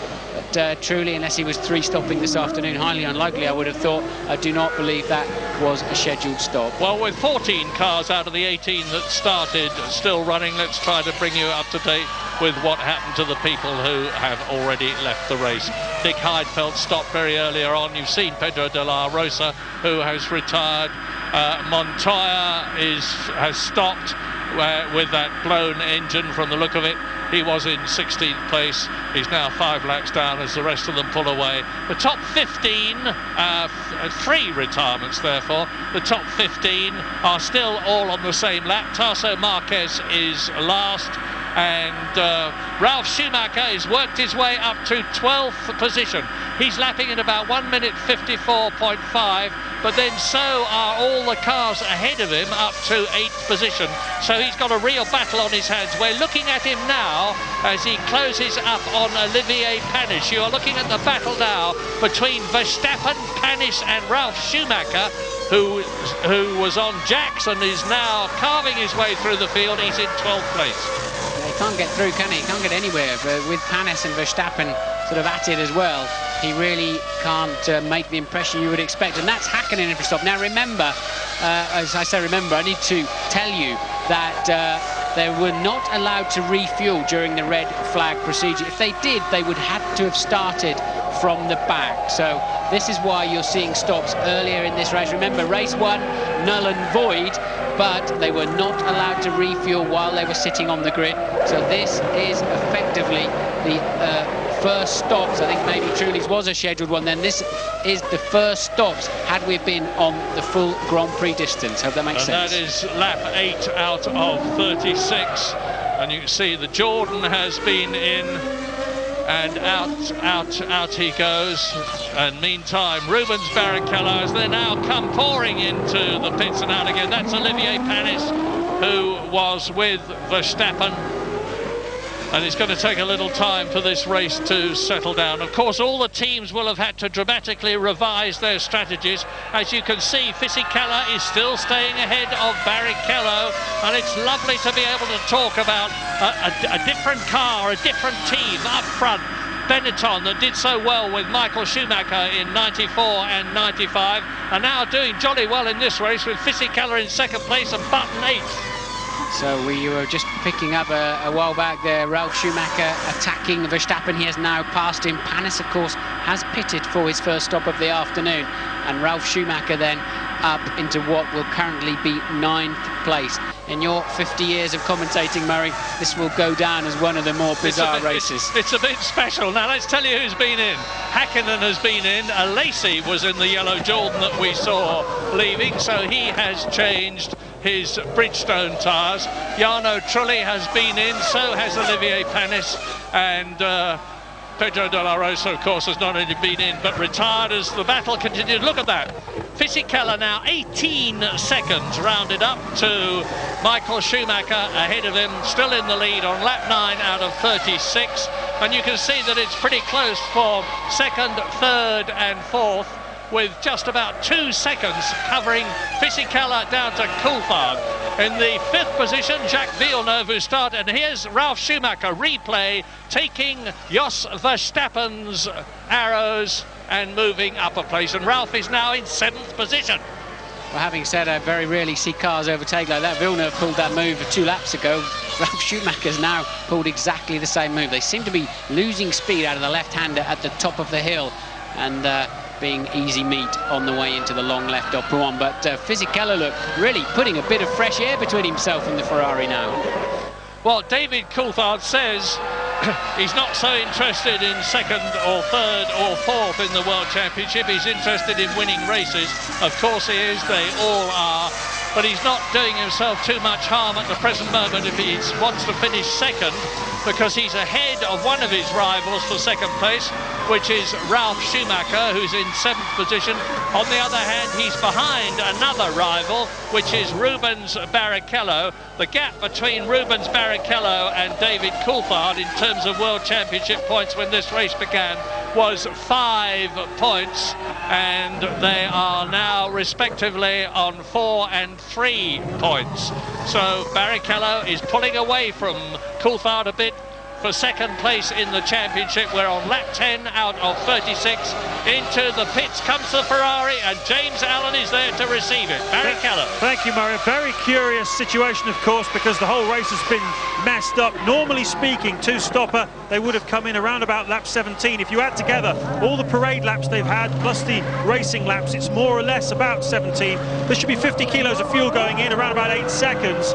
But what the people who really benefited here are the people who started out the race with a one-stop fuel load, because they'll get into the window shortly where they can fuel the thing once and keep going, and they will really have benefited. We'll find out who they are shortly. Thanks for that, James. A good bit of strategy reading. We need all the help we can get. And here is Jacques Villeneuve in from 6th position. He was just 2.5 seconds ahead of Hakkinen, who has stopped, so therefore Hakkinen should have moved up. We'll wait and see on the track. And there is the Ferrari of race leader Michael Schumacher on his 10th lap, 20 seconds ahead of Fisichella.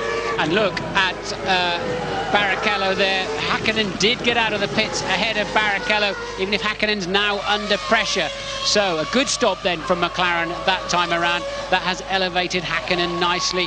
Coulthard running up in 3rd place at the moment. He's not stopped, nor 2nd place man Fisichella. Michael Schumacher having a laugh up the front, 20 seconds ahead. Still 1.5 to 2 seconds a lap faster than anybody else. And what throws another curveball into the fuel equation that James was talking about is on the parade laps. They use so much less fuel, so that all has to be factored in, and now is the time for Michael to come in and give his car a little drink. Yeah, with a 20-second lead, so I don't think he's certainly not going to get back in the lead. Fisichella and Coulthard, and maybe even Barrichello will go through before Michael Schumacher rejoins, but he will have been the first of the top 3 to make his pit stop. Now let's see what the situation is. Here is Michael Schumacher coming down the pit lane as the McLaren comes in. To save your heart, Murray, I mean, he was 20 seconds ahead, and Barrichello's already stopped, as has Hakkinen. Coulthard stopping on the same lap. Fisichella did not stop that time around, so it's Fisichella that takes the lead of the Grand Prix. And I'm trying to remember when the last time that a Benetton was leading a Grand Prix. Was it Nürburgring, the one that Johnny Herbert won? Wasn't Fisichella in great shape of winning that and spun off? Just testing you, and you got it right. Johnny Herbert then, and lap 11 out of 36. Fisichella, who has not stopped, leads Michael Schumacher, who has stopped, and there to prove it is the German in the Ferrari behind the Italian in the Benetton. And if Michael Schumacher can just keep it going, he will be making history here today in Belgium by winning the Belgian Grand Prix for the 6th time, for the 5th time officially, having lost one of those victories, and to become the greatest Grand Prix driver of all time in terms of the number of victories by winning 52 races in comparison with Alain Prost's 51. But, as I always say, there's many a slip twixt cup and lip, and there's a long way to go. Well, he wasn't short of fuel, was he, Fisichella? He's fueled the longest of anybody with the exception of Frentzen, who's way down in 10th place. So those Benettons leaping off the line like that was not a fuel situation. They've clearly got some fantastic new launch control. And now then, Fisichella takes to that extended pit lane. It's very, very long on the speed limiter here. Michael will, of course, then regain the lead. Where will Fisichella come out? Will it be ahead of Barrichello, Häkkinen? And where did Coulthard rejoin the track? We haven't been able to see yet. We haven't picked them up.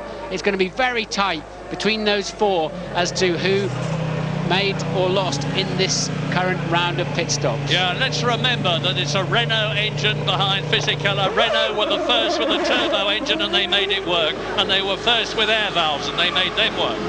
It's Coulthard going, so Coulthard's through then for Fisichella. No, he's not. Fisichella take obviously the shorter route around the inside. So Coulthard did stay out ahead of Häkkinen. Barrichello was the big loser. Fisichella maintains second position. Terrific bit of driving, and just to complete what Renault have done, they were the first with a V10 and now everybody uses them.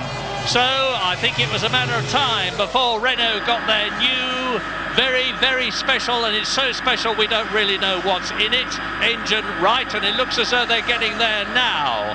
So lap 12 out of 36 with Michael Schumacher. They've all stopped now except Heinz-Harald Frentzen, of the right drivers who are out on the circuit at the present moment.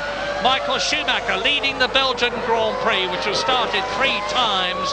Fisichella second ahead of David Coulthard. There they are on the track. Behind them is Mika Häkkinen, just 2.7 seconds behind his teammate in 4th position. 5th is Rubens Barrichello, who, as Martin said, was the man who suffered. There he is. And Jarno Trulli in the Jordan is in 6th position. 28 seconds covers the top 6. Olivier Panis has received a stop-and-go penalty for crossing the white line on the pit exit. We saw the same happen to Ralf Schumacher back at the European Grand Prix at the Nürburgring. So Panis then with a stop-go penalty, but that is not bothering these front runners. And Fisichella then on the Michelin shod Benetton is definitely able to hold his own up against that company. So Michael Schumacher then leads from Fisichella, David Coulthard, Häkkinen, Barrichello, Jarno Trulli makes up the top 6.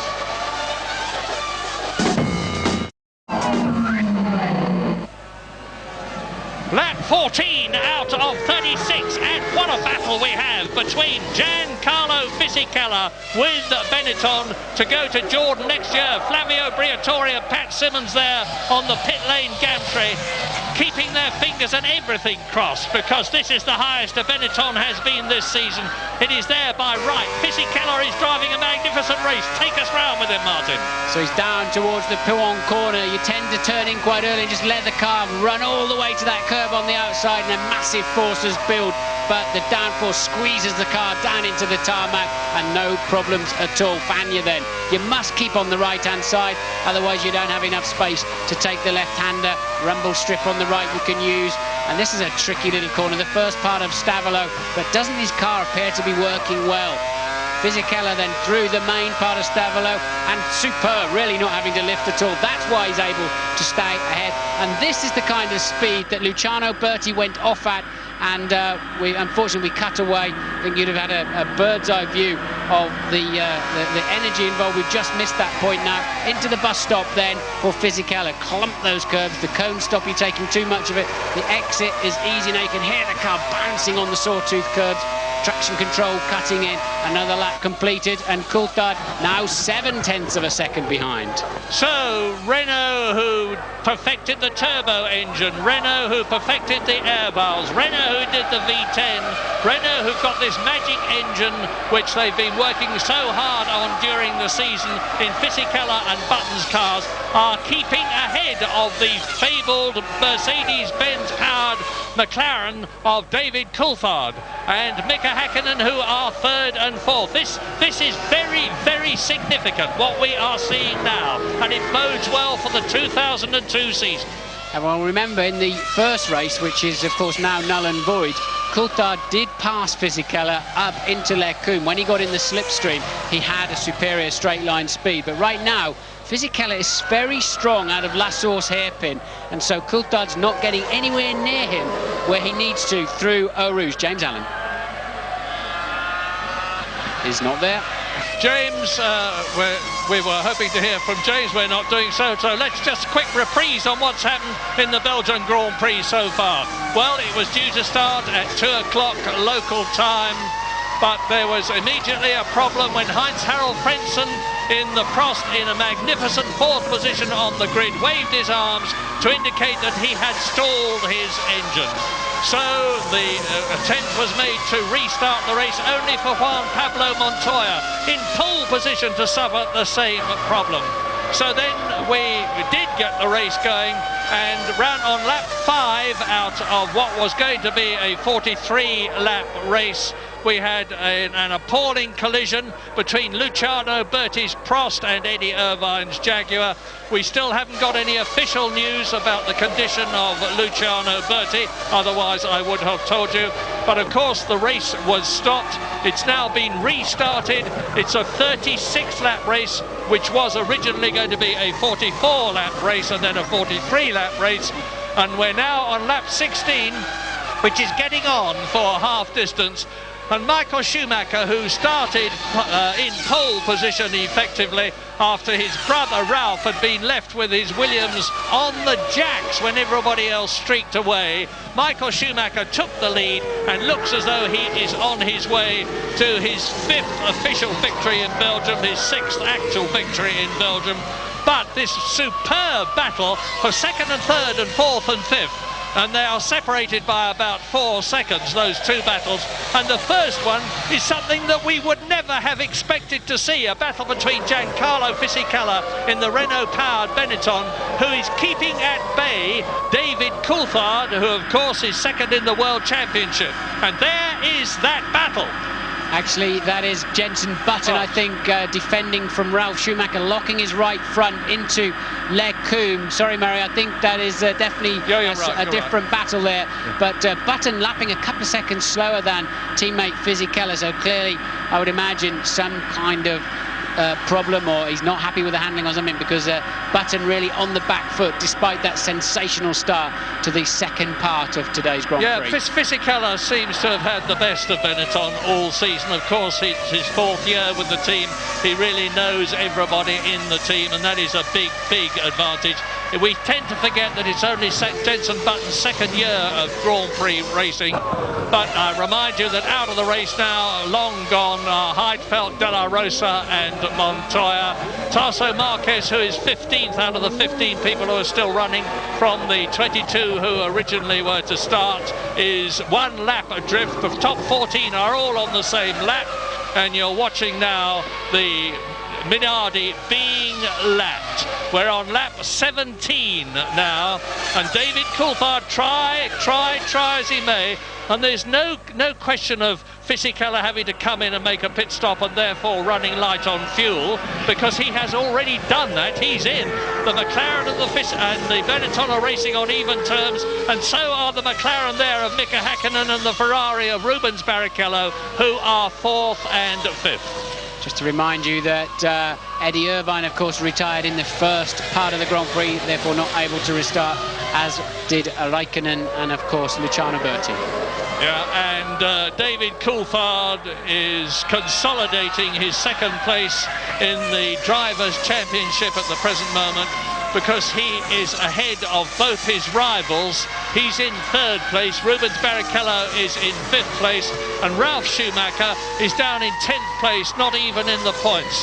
An awful Belgian Grand Prix for Williams and BMW so far, after having done so brilliantly yesterday in reading the qualifying weather conditions so right and getting Montoya and Ralf Schumacher out on dry weather tyres as the circuit dried out literally with seconds to go, as a result of which they took pole and second positions on the grid, with Montoya fastest, Ralf Schumacher second. Out of the race is Montoya with a blown engine, and Ralf Schumacher, who could have been right up at the front, is down in 10th place as a result of the shambles, with him being left on the jacks when everybody got away. Hakkinen managing to ease away a little bit then from 5th place man Barrichello, and there's Barrichello without a wing. I think he's probably been across the grass at the bus stop. That is why he's falling back, and that's 4 1/3 miles he's got to go before he can drop into the pit for a 15-second nose change. So Barrichello having a disastrous afternoon. Good news for Coulthard, second in the World Championship. Barrichello struggling, and Ralf Schumacher back in 10th place, so he will have such a terrible understeer. He'll lose a good 10 to 15 seconds. Look for the yellow Jordan in the background, because that's Jarno Trulli. He's in 6th position. He's bound to get past Rubens Barrichello without the downforce on the Ferrari. There is the new nose and wing waiting to go on. But meantime, Barrichello is having to feel his way round the circuit with massively reduced downforce and therefore grip on the steering wheels at the front. Jarno Trulli is gaining on him hand over fist. He was 6 seconds behind him. Jarno Trulli is going to take 5th position and 2 World Championship points, and his teammate Jean Alesi, who is currently 7th, there is Trulli. Trulli has caught Rubens Barrichello, who's still running 5th, and through goes Trulli up into 5th place, 2 World Championship points. Now, where is Jean Alesi? There he is. Jean Alesi is going to move up into the points. Jordan really need this, because they are down in 6th position in the World Championship. And there is Alesi. Barrichello can't stop, of course, can't slow down. He's got no downforce on his front tyres. It's all at the back of the car, no grip at all, so that's why he's struggling under braking everywhere. And Alesi getting a good run off at him through Stavolo. And Rubens will have to be very careful in Blanchimont, otherwise he'll just drive straight off the road, and he knows it only too well. Luckily, the front wing will already have been preset for whatever they started this race with in terms of setup. He goes straight on into the pit lane. Barrichello then falling back. That was already Villeneuve about to take him. James Allen is there. Tremendously dramatic afternoon here at Spa once again, as Rubens comes in without a front nose. I can tell you there's been other drama as well. Michael Schumacher, how many times has he been lucky run off the course? He did it on the last lap at Stavolo and just missed the barrier. Apparently Ferrari believe there is no damage to Michael's car. Clearly there is to Rubens's car, as the new nose goes on and fuel goes in as well, and Rubens is back out in the race.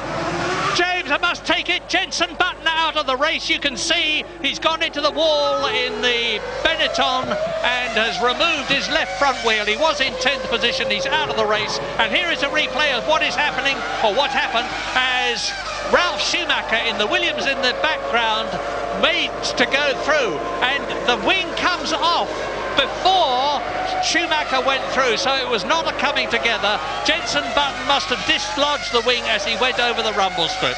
Yeah, he took the front wing off on the left-hand curve, took too much curve on the way in, and then with the resultant understeer and the wing tucking itself underneath the front tyre, you're going to go straight to the scene of the accident with the wall so close to the racetrack. So we'll probably see that again. And now this is... That is interestingly, Barrichello losing his front wing in exactly the same way. Now, all this is great news for Jordan as you watch Ralf Schumacher continuing to claw his way through the field. He is in 9th position at the present moment. Barrichello there is back in the race. But all this is great news for Jordan, who are aspiring to 4th place in the Constructors' Championship. Sauber, who are currently in 4th place, have already lost Nick Heidfeld. Kimi Räikkönen didn't start the race. They'll score no points. And both the Jordans of Jarno Trulli and Jean Alesi are in the points at 4th and 5th places, ahead of both the BARs. So Jordan are going to move up if they keep going. Trulli for a scheduled stop. He was the first of the first stoppers, so it's not a surprise to see him in. And so Jarno Trulli then was in 5th position as he came into the pits. Teammate Lacey takes over that 5th position. Lap times are slowing a bit. I wonder, with all of this drama, people flying off the road, we haven't seen Michael Schumacher go off the road, but we know that he has and survived to tell the story. I wonder if it's just spitting with rain. Louise Goodman. The latest news that we have is Luciano Berti has been taken off to hospital. No further news on his condition. Eddie actually has just walked past me, gone straight into the motorhome. I think he's actually been rather shaken by this incident. He's been in the back of the truck since the accident happened, and as I say, just gone straight into the motorhome. So no further news on Luciano Berti. As soon as we have something official, we'll come back to you. Thank you, Louise. We're on lap 20 out of 36 in this restarted Belgian Grand Prix. Michael Schumacher is stroking his way to victory. 27 seconds ahead of a battle between Giancarlo Fisichella's Benetton, which you are looking at now, the blue car, still pursued by David Coulthard in the McLaren Mercedes, who can do nothing about the Benetton Renault. The gap that separates them is 0.6 of a second. Mika Häkkinen is 4th, Alesi is 5th. Trulli is in 6th position, so both the Jordans are in the points ahead of their Constructors' Championship rivals, BAR and Sauber. 7th is Villeneuve, 8th is Ralf Schumacher, 9th is Barrichello and 10th is Verstappen. 3 other runners still left. 11th Frentzen, 12th Panis, 13th Bernaldi. Replay, I think, is just going to be Coulthard getting a little bit sideways in the Fagnes chicanes where he crashed on Friday quite heavily. Back end of his car quite loose through there, but I hope that all of the teams have radioed their drivers, certainly with Ferrari and Benetton in particular, radioed their drivers to say, give the curb on the way into the bus stop plenty of respect, otherwise we're going to see more people lose their front wing in that particular corner. Why, Martin? It hasn't happened in the past. Low, right, high tyre curbs. Now what's happened is that they've knocked the cones over in there, so they're taking a tighter line. Louise Goodman. Yeah, with Juan Pablo Montoya. Juan Pablo, it's been a bit of a dramatic day for you one way or another. Yeah, I think, it's a very difficult day for all of us, especially after Luciano's crash. And apart from that, another tough day in the office. I think we've been quite lucky. But, it was pretty interesting, pass some cars and play around with it. It was pretty interesting. Thanks for talking. Well, one way and another, he's had terrible luck this season. It's the 14th race of the year. It's the 10th time he's retired. He could have won at least 2 races. Don't forget he was taken out of the Brazilian Grand Prix when he was in the lead, when he passed Jos Verstappen's arrows and it moved across and removed Montoya. He could have won at least one other race. He started from pole position. This man's day will come, but it's obviously not here. Eddie Jordan talking to either Alesi or Trulli, and we're on lap 22 with 14 of this very, very eventful Belgian Grand Prix on the finest Grand Prix circuit in the world. And more news from Louise. Yes, and I'm pleased to say it's good news, Mario. Got the official word on Luciano Berti's condition. He has concussion, but he has no broken bones, and his condition is described as stable. As we already know, he's been taken off to hospital in Liège, but good news there about Luciano. Good news is a masterpiece of understatement. Louise, I am absolutely amazed. That was a big accident, and I cannot start to tell you how relieved I am to hear that wonderful news. As now into the pit lane comes Jacques Villeneuve from 5th position. This is his 2nd stop, 15 laps still to go. And as usual, this concentrated action from the mechanics.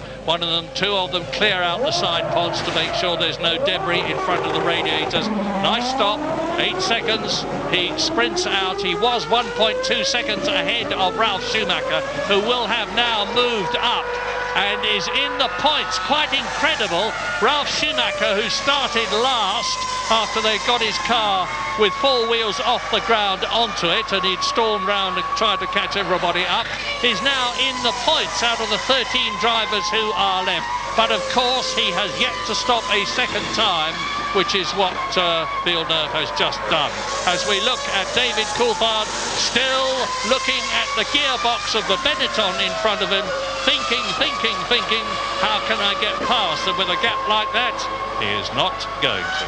Yeah, they're going to have to get the back end of that McLaren bolted down a bit more somehow, but so often this last few Grand Prix you've seen Hakkinen and Coulthard oversteering on the exit of corners, but that Benetton surely has a beautiful balance today. Fisichella really not struggling at all, and he's got a genuine pace there, so it's nip and tuck between the pyramids. Stayed at 6 or 7 tenths pretty much for 10 laps now between these two, but Coulthard really can't make a big impression on the Benetton, and that's where the Benetton is so fast. Traction out of La Source. Gosh, it will be an enormous fillip for Benetton and for Renault and for Formula One if Fisichella can stay where he is, because what we all want to see is not one constructor, not Ferrari, not McLaren, not anybody else dominating the scene. This year we've seen Ferrari and McLaren, who've done so for so long, being caught and passed and losing races to Williams. It would be lovely if next year there's a fourth team up there as well. But have a look at the rear wing of David Coulthard's McLaren. It looks unusually oil-grimed and dirty to me. It reminds me of Damon Hill's Williams in 1996 in Australia, which was taking oil from Villeneuve's car, which was in front of him, and Villeneuve had to pull out of the race, and Damon Hill won it. Yes, I saw Coulthard a few laps ago wiping his visor coming past the pit straight very dramatically, as much to say to the team, there's oil coming our way, but it won't affect the performance of his car in any way, shape or form, but it won't help him see through his visor. I think I can see the Benetton mechanics out in the pit lane, which must only be for Giancarlo Fisichella, because Jenson Button is in the wall and out of the race. So will Fisichella pit at the end of this lap? Michael Schumacher's 29 seconds ahead now, and he's backed his pace off. So Michael with such a big lead, and having had that scare that we've heard about by going off at Stavolo.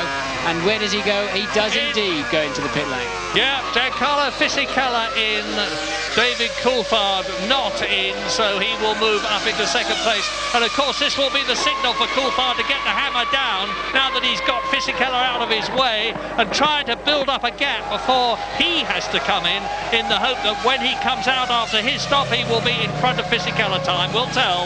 Yeah, and he's only got to find 6 or 7 tenths, has Coulthard, on an in or an out lap or during the pit stop. And who was that in the background? Hakkinen in for a stop too. So Coulthard, we know, was fueled, it looked like 3 or 4 laps longer on the first stint, looking at the data here.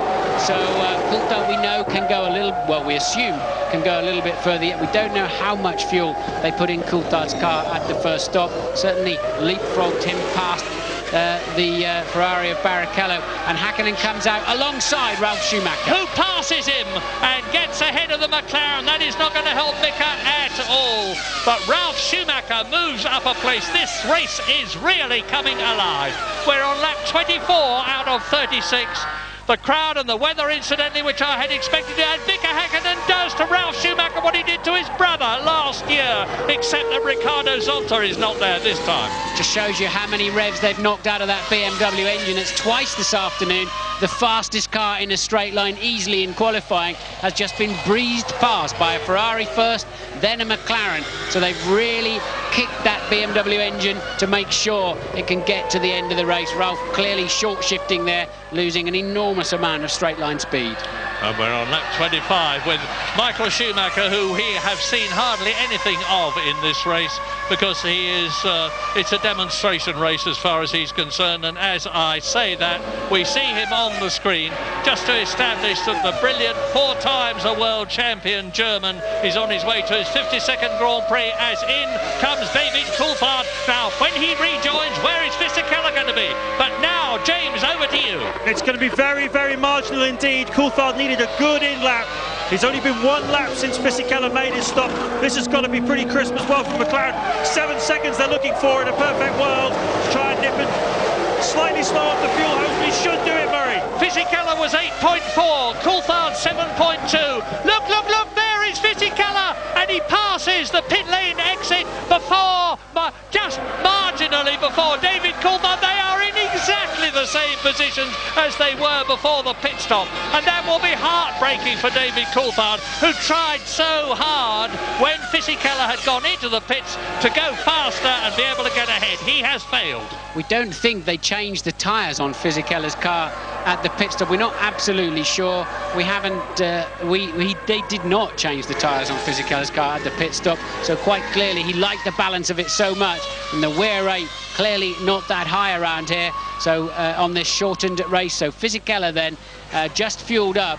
And can Coulthard do anything about it on this stint, the final stint of the Grand Prix? Bit of a gamble for Fisichella, who is on Michelin tyres, of course. And here is Michael Schumacher coming in for his stop with a lead of 37 seconds. So he can refuel, change all four wheels, take his helmet off, have a smoke and a cup of tea, put him on back again and rejoin in the lead. A massive, massive lead.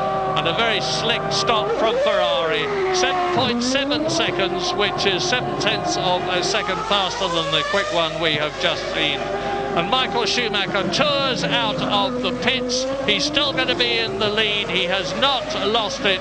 And this is his 26th lap. 10 laps coming up at the end of this one for the conclusion of the Belgian Grand Prix, with the positions for second and third still unchanged. And David Coulthard having a real go now. Of course, he's on fresh tyres and Fisichella isn't, and this could make all the difference. David having a bit of a fake look down the inside there. Now let's see if Fisichella's still got a traction advantage. Of course, he's always going to be, he has indeed, hasn't he? But he's always going to be on the throttle one car length earlier. But the Benetton Renault definitely clawing its way out of the slow corners in a very effective manner. Not dissimilar to the way they both left the start line on both the starts this afternoon. But this is where Coulthard passed him in the first race. And he's not close enough this time around, but that's where it's going to happen if it happens. And that's where Hakkinen passed Schumacher last year with that incredible passing manoeuvre when Schumacher went to the left of Ricardo Zonta and Hakkinen went to the right, and Mika Hakkinen came out in front and won the race. First and second were Hakkinen and Michael Schumacher, who's got this quite incredible record here in Belgium. Second last year, first in 92, first in 94, only to be excluded. First in 95, 96 and 97. Is he going to be first in 2001? Well, David Coulthard, as I said, if he finishes second or third, is going to increase the gap between himself and the third place man in the Drivers' Championship, who is Rubens Barrichello, who is still ahead, of course, of Ralf Schumacher. Race order on lap 26, 36 lap race. Michael Schumacher leads, Fisichella and Coulthard, that you can see there, battling for second place, ahead of Mika Hakkinen fourth and Ralf Schumacher, separated by 8 seconds. Jarno Trulli is in sixth place, his teammate Jorna Lacey, and then look at this. Look how close Coulthard is this time around, but not quite close enough. Updated information from the pit lane. They just changed the rears on Fisichella's car, apparently, and not the front. So 2 new rears. Leaving the fronts, they do look, there's hardly any grooves left in his front tyres, but Coulthard looking more menacing this time around. Yeah, obviously it's a balance question, because they could have put on new fronts in the time that it took on to put on new rears. Yeah, it's not a pit stop saving issue. It's the tyres quite clearly work better. I mean, it's a slick. He's got slick front tyres on effectively, which is sort of squeezing the very extreme edge of the envelope of the regulations there. But look at Fisichella's left front. It is virtually bald. No grooves in that one. They're coming up to lap Verstappen. They've already lapped, as has Michael Schumacher, of course, Enrico Bernoldi, who is 13th out of the 14 runners, and Olivier Panis, who is 12th. Now they're coming up to Jos Verstappen, who is in 11th place in the Arrows. And here we're looking back at the replay of Mika Hakkinen going into the bus stop, getting it cross-threaded, going over the grass, easing off just to keep the front wing clear of the ground, regaining race pace. And of course he was 16 seconds ahead of Jarno Trulli. So although he's lost time, it won't have affected his position. And now Fisichella and Coulthard can see Verstappen's lapped or about to be lapped arrows getting closer and closer. It's crucial now for Fisichella that he gets past at the right moment and hopefully before David Coulthard can do so, but it won't happen on this lap. And look how dirty Coulthard's car is from, it must be, clearly having followed him so long, from the Benetton of Fisichella. A lot of engine oil, and can Fisichella get to the end of this motor race from a reliability point of view? Certainly from a performance point of view, doesn't have too much of a problem at the moment. But without doubt, in this third sector of the race, it's Coulthard with the faster car, and David, that looks a touch of a squeeze. And they both go through inside the arrows. They shall not pass the Maginot Line policy from Giancarlo Fisichella in the French engined with the Renault Benetton, and he stays ahead of David Coulthard. What a wonderful season David Coulthard has had. He's had 3 retirements, but he's done so well in all the others. Coulthard's got a good run through Eau Rouge this time around, and can he sweep around the outside? Indeed he can. Beautiful move from David Coulthard. Somehow or other Fisichella wrong-footed in Eau Rouge. We saw him with a big advantage into Eau Rouge, but somehow he lost it in the middle. Coulthard getting a good slingshot and making it stick around the outside. Now I believe with that faster car, Coulthard will begin to pull away in a clear second place. So can he do something about Michael Schumacher's lead? Not enough, of course, because Michael Schumacher is half a minute up the road now. He's 30 seconds ahead of David Coulthard's second-placed McLaren as the Scotsman comes up to lap Tasso Marquez. Here's a replay. Yeah, and he had the extra straight line speed, and when you're up the inside, it's dirtier, it's bumpier. You know you have to brake early, and so does the guy trying to pass you around the outside. He's got the clean line and the confidence, and well, David put a lot of trust into Fisichella there, that he wouldn't just lock a wheel and slide straight into the side of him too. But I think Fisichella's an old enough hand now that you would put your safety of your chassis in his hands. Yeah, 88 Grand Prix for Giancarlo Fisichella, and he's a very equable, level-headed chap. He wasn't going to do anything silly. And David Coulthard is now really pulling away from the Benetton. But if Fisichella can finish in a podium position, that is to say in third place, it would be the first time this year that a Benetton has been there.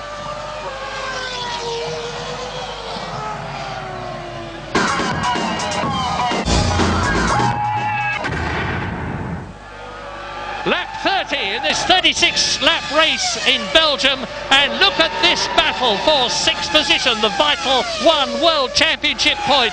Jean Alesi, the French-Sicilian veteran in the Jordan, is staving off Barrichello. Behind Barrichello, trying to take him now as they come up to Les Combes, is Ralf Schumacher, who started last and has fought his way up to 7th. Can he make it 6th? Can he make it 5th? I suspect Ralf Schumacher's been told to rev the engine harder now. He's not going to score any points anyway if he blows up, and he's not going to score points unless he passes at least one of those cars in front of him. So suddenly Ralf Schumacher with more straight line speed now, and Jean Alesi grimly hanging on to try to score an important World Championship point for the Jordan team. His teammate Jarno Trulli 3.7 seconds up the road in 5th place. So Michael Schumacher 30 seconds ahead of Coulthard, who's pulled away 4 seconds from Fisichella. Hakkinen trailing 8 seconds further down from Fisichella. Trulli, Alesi, and this squabble you're looking at now. Yeah, there's no battle for first, second or third places with 6 laps to go, including the one they are on. And I don't think Mika Hakkinen can catch Fisichella, but my goodness, there's going to be a battle for 5th, 6th and 7th, because Jarno Trulli in 5th position in the Jordan. Oh no, he's well clear of Jean Alesi. I say there's going to be a colossal scrap. There is a colossal scrap. You're looking at it for the last World Championship point for 6th place. And if Jean Alesi can get it in only his 2nd drive for Jordan, having scored twice already for the Prost team previously, he will be elated. he's famous for taking off his helmet and throwing it into the crowd. Helmets don't cost all that much, but they're full of extremely expensive radio equipment, and I don't think Jordan would have been expecting him to be in a position to do it. Let's hope for their sake that he changes his mind this time if he finishes in the points. If he does, it will be a magnificent achievement. He's the most experienced Grand Prix driver of them all this year. It is his 198th Grand Prix, and Jean Alesi at Les Combes on lap 31 out of 36 leads Barrichello, who is 7th, leads Ralf Schumacher, who is 8th, and behind them is Jacques Villeneuve in the BAR. Well, they've all stopped twice, as anticipated. Alesi had a relatively travel-free run. Of course, Barrichello had to stop for a new nose. Ralf Schumacher started at the back of the restarted race after being left stranded on the jacks. The mechanics not quite getting the car down in time and having to get off the grid. So Jean Alesi then grimly trying to hang on still as he heads towards the final chicane. He appears to have enough speed, given that Barrichello is in his dirty air, and you just see truly was moving out of the foreground of your screen as they came into this chicane. Yeah, and it appears to me that Jacques Villeneuve has pulled the bung out. It looks to me visually as though he's closing marginally on Ralf Schumacher in 8th place ahead of him to make it hopefully a 4-car train battle for that 6th position. Michael Schumacher, race leader, as he has led all the way. Once again, the luck has been with him, because when he started this race, Juan Pablo Montoya, the pole position holder in the Williams, had to go to the back, and his brother Ralph was still up on the jack. So good fortune has once again come Michael Schumacher's way, but as ever he has exploited it superbly. His lead has dropped to 26 seconds, but that is a colossal advantage with only 4 laps to go at the end of this one. And David Coulthard therefore is closing up on him. In fact, on the previous lap he was about 2.5 seconds faster, but I'm sure that's because Michael Schumacher, experienced as he is pacing himself. Barrichello in a very good position there. Jean Alesi necessarily having to defend his line, and well, I really thought Jean would just spear forwards there and be the last of the late breakers. Didn't do so. Probably didn't defend as aggressively as I expected Alesi to be, given that it's for the final point of the afternoon. No point finishing 7th in any Grand Prix, especially this one. So Barrichello moves into an all-important point-scoring position. Yeah, so Jean, look at the gap he's built in just a few hundred yards, as Ralf Schumacher now decides he's going to have a go. Here's the replay up to Les Combes. From behind his rear wing and slipstream, out of the dirty air goes Rubens Barrichello, moves across. Jean Alesi has to give way and defer, which gives Ralf Schumacher the opportunity to move up a bit in 8th position, and Jacques Villeneuve is 2 seconds behind this battle you're looking at now, but 2 seconds is a long way in terms of track distance. This is lap 33. We've still therefore got laps 34, and bang, out goes the Jordan of Jarno Trulli. That means to say that Alesi is back in the points again, and Rubens Barrichello moves up another place. Another heartbreaking end of race situation for Eddie Jordan's team. Yeah, poor old Eddie Jordan, poor the Jordan team. They don't deserve that. They really don't. They've just had Alesi moved out of a point scoring position just as Trulli blows up. They were on for 3 points, and all of a sudden they're on, well, of course Alesi moves back a point, back into 6th now with the demise of his teammate. So suddenly they're down to just 1 point, and Alesi under severe pressure from Ralf Schumacher as well. So maybe still Jordan could go home without any World Championship points, and that is not what they deserve. No, they need this 1 point from Jean Alesi to have the same number as BAR, their Honda engined rivals in the Constructors' Championship, which have put them in 5th place. And yet again, poor Jarno Trulli is out of the race. That's the 6th time he's retired this year, and you can see banging his head on his arms in sheer frustration as Michael Schumacher exits the bus stop to conclude his 33rd lap. So he's got about 13 or 14 miles to go now for the 5th victory. I thought for a moment that Barrichello had slowed up a bit there as he came out of the corner on his way up to the bus stop. But still, Ralph Schumacher is pursuing Jean Alesi, and now it's for a World Championship point. If Ralph can get ahead of the Jordan, it will be to move up into 6th place, and as Martin has pointed out, he might as well go for broke. If he blows the BMW engine up, he's lost nothing. If it stays together, unlike that of his teammate Pablo Montoya, he will get a World Championship point. Now, Schumacher was alleged to have said something rather disparaging about Montoya when the Colombian blew his engine up leading the German Grand Prix at Hockenheim, which the telemetry disproved.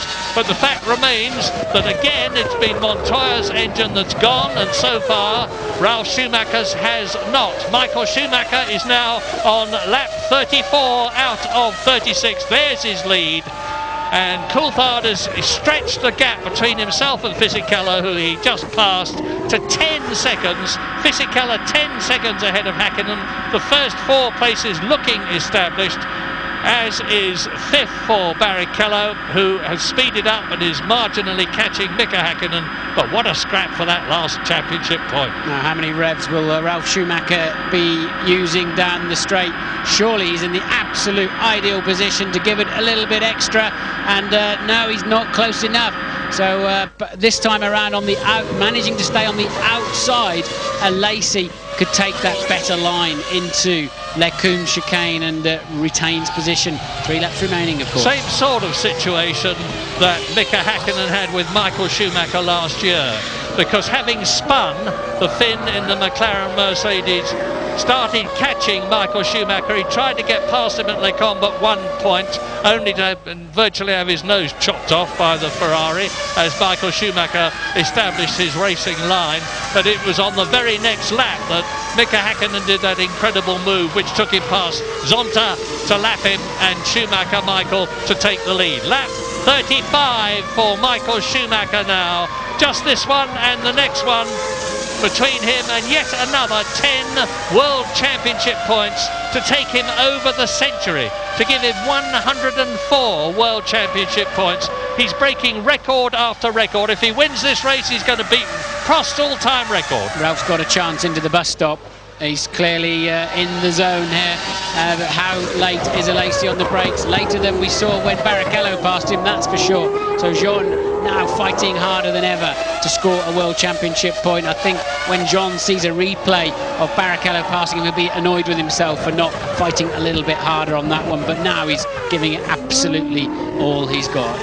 Well, with Michael Schumacher on his 35th lap, people before this race began were saying, will Michael Schumacher let Barrichello win the race and therefore strengthen his position to be second in the Drivers' Championship by passing David Coulthard? Well, first of all, to do that, of course, he's got to be in a position with Barrichello right behind him. That's not the case. Now Schumacher's having a go again.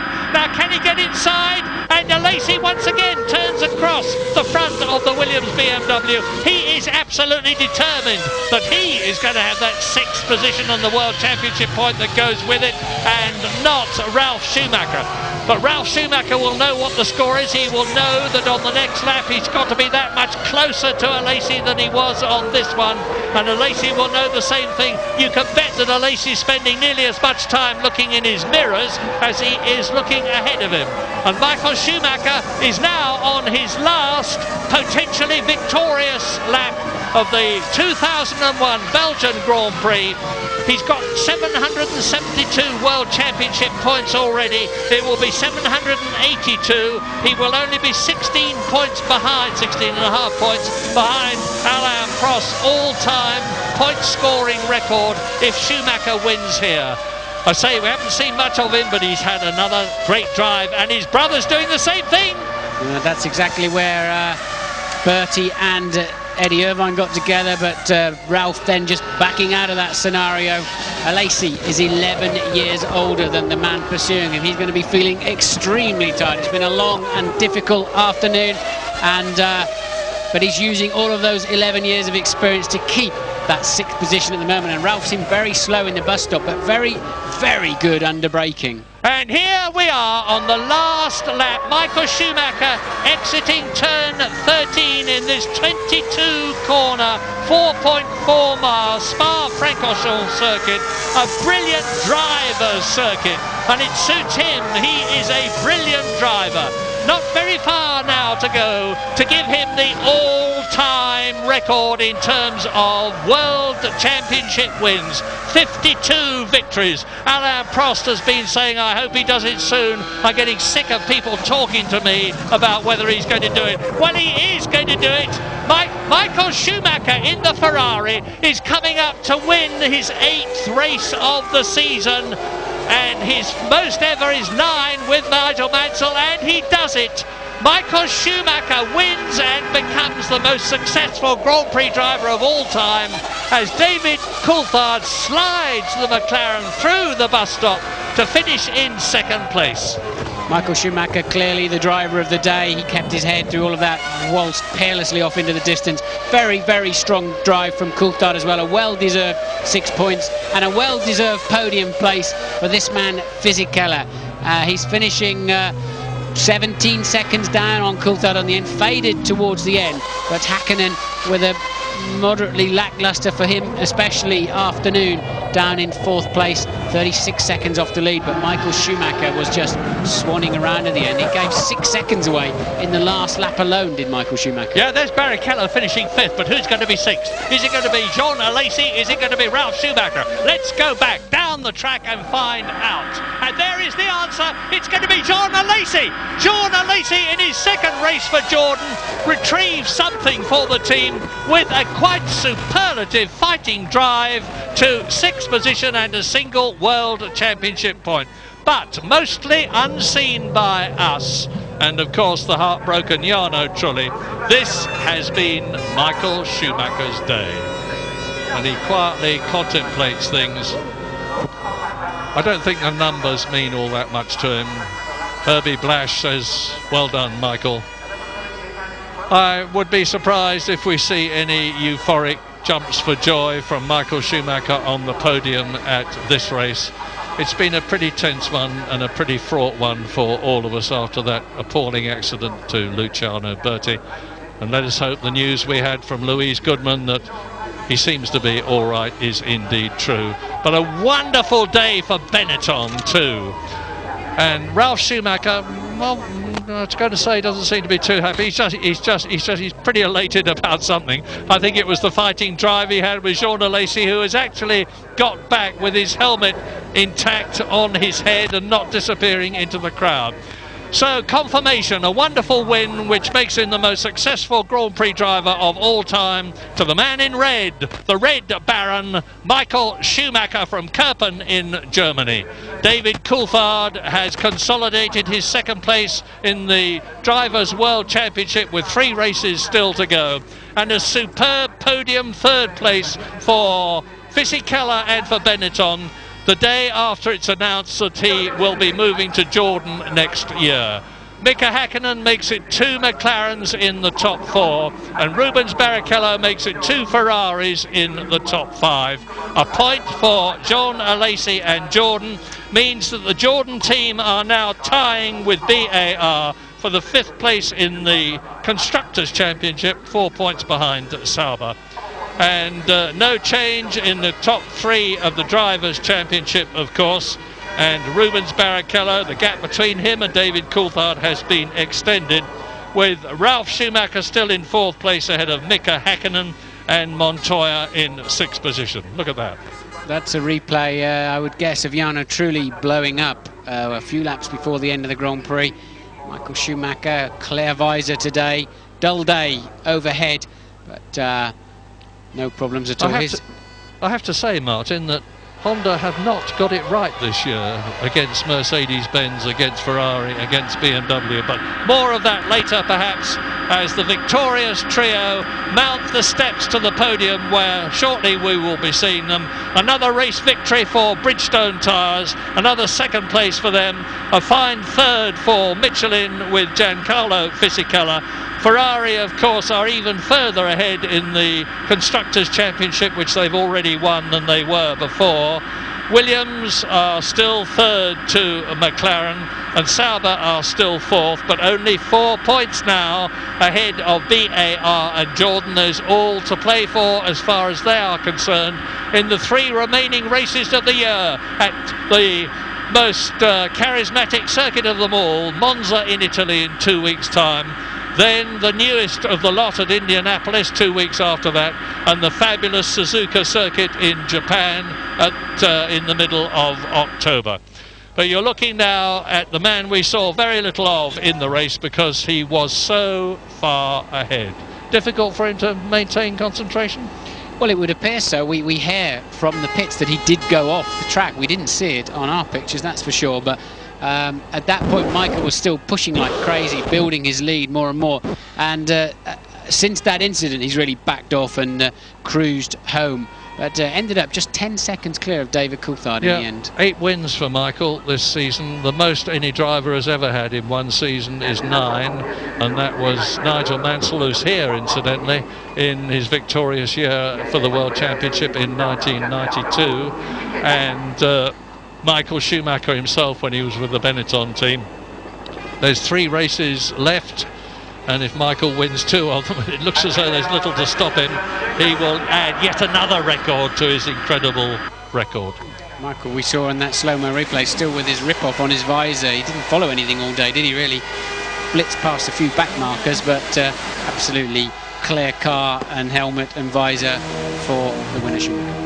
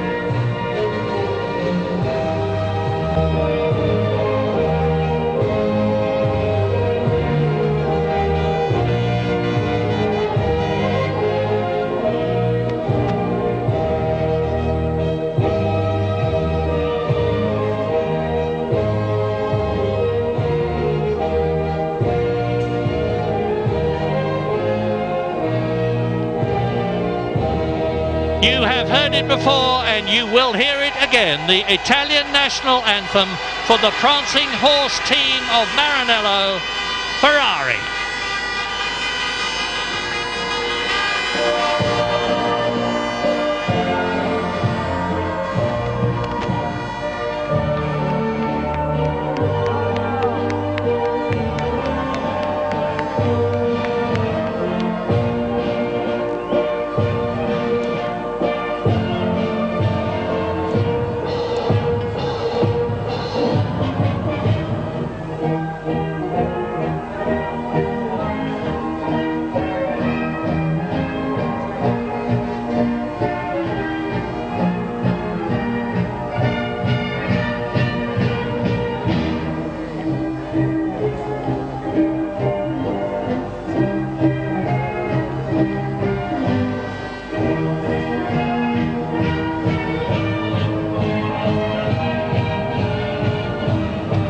Believe it or not, there have been protests from politically correct killjoys about Michael Schumacher conducting the national anthem in front of the Ferrari joyous team. So he responsibly stands with his hands clasped in front of him. But now he can lift the trophy, the 52nd winner's trophy that Michael Schumacher has done that with in his quite amazing career of 158 Grand Prix. He has won 1/3 of them.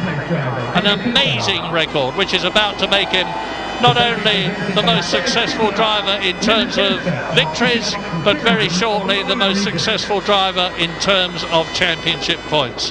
He has been one of the architects for Ferrari's return to the top, and he richly deserves all the success he has had. But isn't it nice to see Benetton back there? Absolutely, it's great for the sport, great for Benetton and Renault. Eddie Jordan won't be too disappointed either. Of course, Fisichella is going to Jordan next year, and he's looking a bit of a star today, no doubt about that. But the champagne is flowing, and I think that's probably extra good news too. But the best news of all, subject to official confirmation, is the news that we understand that Luciano Berti was not badly hurt in that appalling accident. A wonderful day for Schumacher and for Ferrari. Thanks very much indeed to Murray. Thanks to Martin Brundle as well. Just to underline what Murray's saying there, we've officially been told Luciano Berti is in hospital in Liège, about half an hour from here. He has concussion, no broken bones though. His condition described as stable, and I wouldn't think that champagne would have been sprayed up there by the Spa master Michael Schumacher if Luciano Berti hadn't been okay. We're going to hear from the top three in the press conference. We have the views as well of Tony Jardine and Mark Blundell. We'll be right back. And you're back with us in Belgium, where Michael Schumacher has won the Grand Prix here this afternoon, but the race was stopped after just 5 laps after a dramatic and frightening looking accident involving the young Brazilian Luciano Berti. Let's get the latest reaction from the managing director now of his Prost team. Joanne, a horrible moment for the team there. What's the latest news that you've heard on Luciano? Okay, we know that he left the circuit. He was conscious and I was talking because some of the members of the team was there with him. The doctor said that they have nothing broke, but obviously have a big shine in the face. He was a bit bruised and he's been taken to the Rio Hospital. He was a very lucky boy, because that was a horrendous accident, wasn't it? Yeah, well, Natalia looks very impressive. Lucky enough, there was a lot of rubber down there, and hopefully absorb a little bit the shine. Mark, you've come through an accident like that. What were your first impressions when you saw it? Very similar. The big issue with my one and that one is there was 4 rows of tyres for Luciano and there was concrete for me. But the problem he has now is that there's a little bit of a psychological edge. He's got to walk over that, the next hurdle, and also the after effects. Even in my accident 3 days later I had a bruise in the brain, and sometimes those things don't come out until a few days down the road. Do you fault him in any way in this accident? I did have a little word with Mark about perhaps it was slightly naive to try the overtaking there and a rookie's error, just looking at it from my perspective, and also makes me think back to Germany, obviously where he was unsighted, but here we are going down the inside. He's got 2 wheels on the grass there. Eddie's coming in to take his normal line, so it's not a particularly clever thing to do, I hate to say, and of course he loses his front wing and loses any steerage, and the front right suspension is already broken as well, because he saw the wheel waving about. But Germany, after the crash as well, Mark, as we were saying, he had 2 further accidents as well. Yeah, I mean, I think it's just an unusual place to try and overtake. He would have been well served to just wait till after the corner and go for the bus stop, but there you go, you know, that's racing. It was the fastest corner of the track where he crashed. Blanchimont, what is it, 190 miles an hour there, and just looking at the Prost getting taken away, it's a real pat on the back for the strength and the safety measures in these cars these days. Yeah, it's a testament to the strength of the cars. FIA set regulations, these designers and technology people for the teams keep striving to make them stronger and stronger, and they're doing a good job, but nobody likes to see that kind of impact. Whenever you see that, it's a bit of a lump in the throat. Just a little thought for you here about this circuit, which we've said hasn't actually been compromised in any way particularly. Do you think people will look at that now, Tony, and say we've got to do something about this, it's just too quick, too dangerous? There've been mutterings during practice. Runoff areas not big enough, not long enough. We're going to have to start behind the pace car if it's wet. That came from Coulthard, it came from Irvine. But the point is they all actually love coming here, and I think if you sat them all down, so we go back to Spa next year, they go, yes please, because it is probably the ultimate challenge in Grand Prix racing, and you can't overly change a traditional track like this. Okay, let's just confirm the result for you then here at Spa-Francorchamps this afternoon. 10 out of 10 again for Michael Schumacher. David Coulthard up there on the podium. Fisichella's first podium. Hakkinen fourth. Rubens Barrichello looking to make up ground on Coulthard for that second place overall in fifth place, and Jean Alesi making his point for Jordan. Let's go to the press conference, shall we, and hear from the top three, from Fisichella, from Coulthard and from Michael Schumacher. Congratulations, gentlemen. Michael Schumacher, now the outright holder of the outright number of wins, 52 Grand Prix wins, winning here this afternoon at Spa. David Coulthard second, and Giancarlo Fisichella third overall. Thank you. Michael, you made amazing starts both times, but it must be said that Williams rather helped themselves to the back of the grid. Yeah, certainly. I mean, it's unfortunate for my brother, obviously. When you say I made an amazing start, I don't think that's true. I think the guy next to me made an amazing start. I don't know which position he came from, but he almost took me. So on that side, we made average starts, and I was able to just defend my position, and thanks to whatever problem Williams had, I didn't have to fight against them, because you saw the first start, they just pull away and I had no chance. And I think even on the second start, if Ralph on the second position, he would have just beat me into the first corner. We didn't need to find out, and I had a clear race from that moment on, and obviously delighted.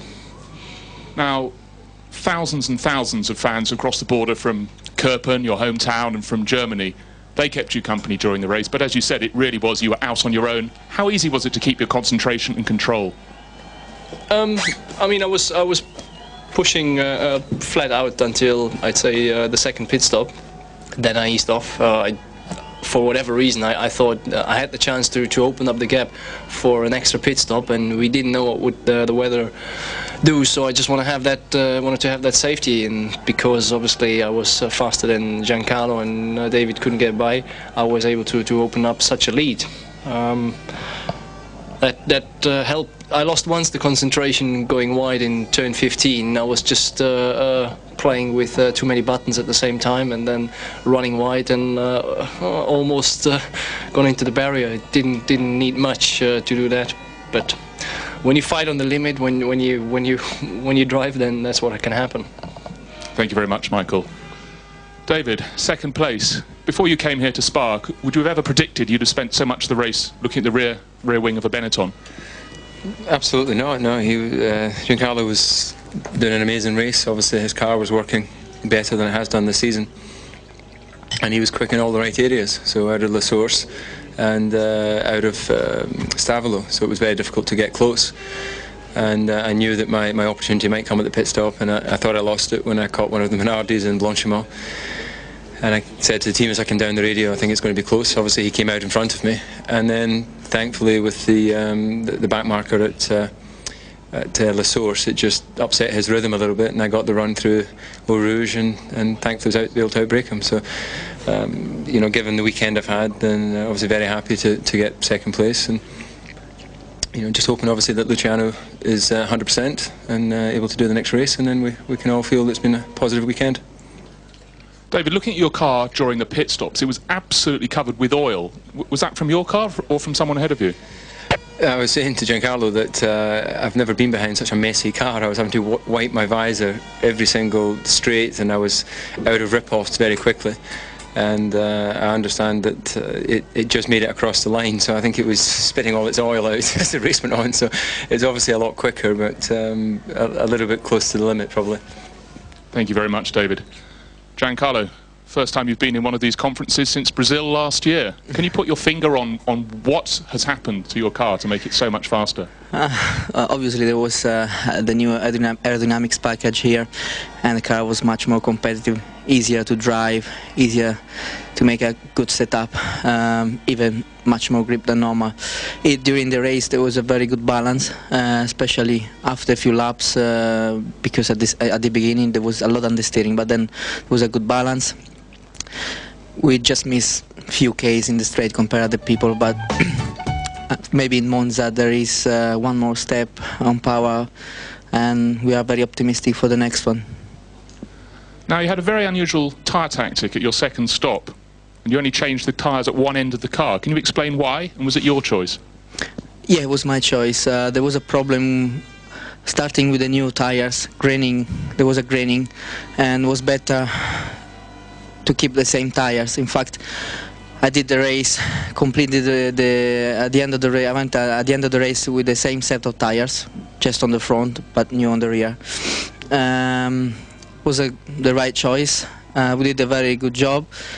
I did 2 amazing starts, especially the second one from the 6th position. I went to 2nd, and I'm happy. It's a great day, and I would like to say thank you to the team. Thank you very much, Giancarlo. Michael, back to you. Next race, Italian Grand Prix. You've already got the championship. It's going to be quite a party at Monza. Yeah, you can imagine. On the other side, we still want to do well, which is going to be maybe a little bit more difficult for us, looking at the characteristic of the circuits. From Hockenheim, we know Williams is very competitive there. So we have to work very hard, and we have to find out what we can actually do against this strong package of what they have. But we certainly will try, as we have tried here. But anyway, we have good reasons to celebrate down there. Indeed you do. Michael, thank you. Michael Schumacher wanting even more at Monza in a couple of weeks' time, and their confirmation 52 victories for the 4 times German world champion, 1 more than Prost, Senna, Mansell, Sir Jackie Stewart, Jim Clark and Niki Lauda in that very exclusive club. Never any danger today, Tony? I think it's fabulous for Michael Schumacher. It's his 10th anniversary of his debut here in '91 for Jordan. The following year, when he was teammate to our own Martin Brundle, had his first victory here, and now he's joined the great Ayrton Senna and the great Jim Clark on 5-time winner at Spa-Francorchamps, a circuit that, you know, he loves so much, so close to his heart, so close to his home, and the fans who all came here to pay homage to him have gone away rewarded. Driver to driver, any chinks in that Schumacher armour? I can't see any. I don't think so. I mean, now and again he does lose concentration, but we've seen that before in world champions like Senna at Monte Carlo. But when you've got nothing to do, you know, when it's so easy, it's going to happen. But I think we need to extend the track, for him at least. Right, we have plenty more incidents to look at. We're going to chat to 1 or 2 of the key characters as well when you rejoin us in Spa Seated.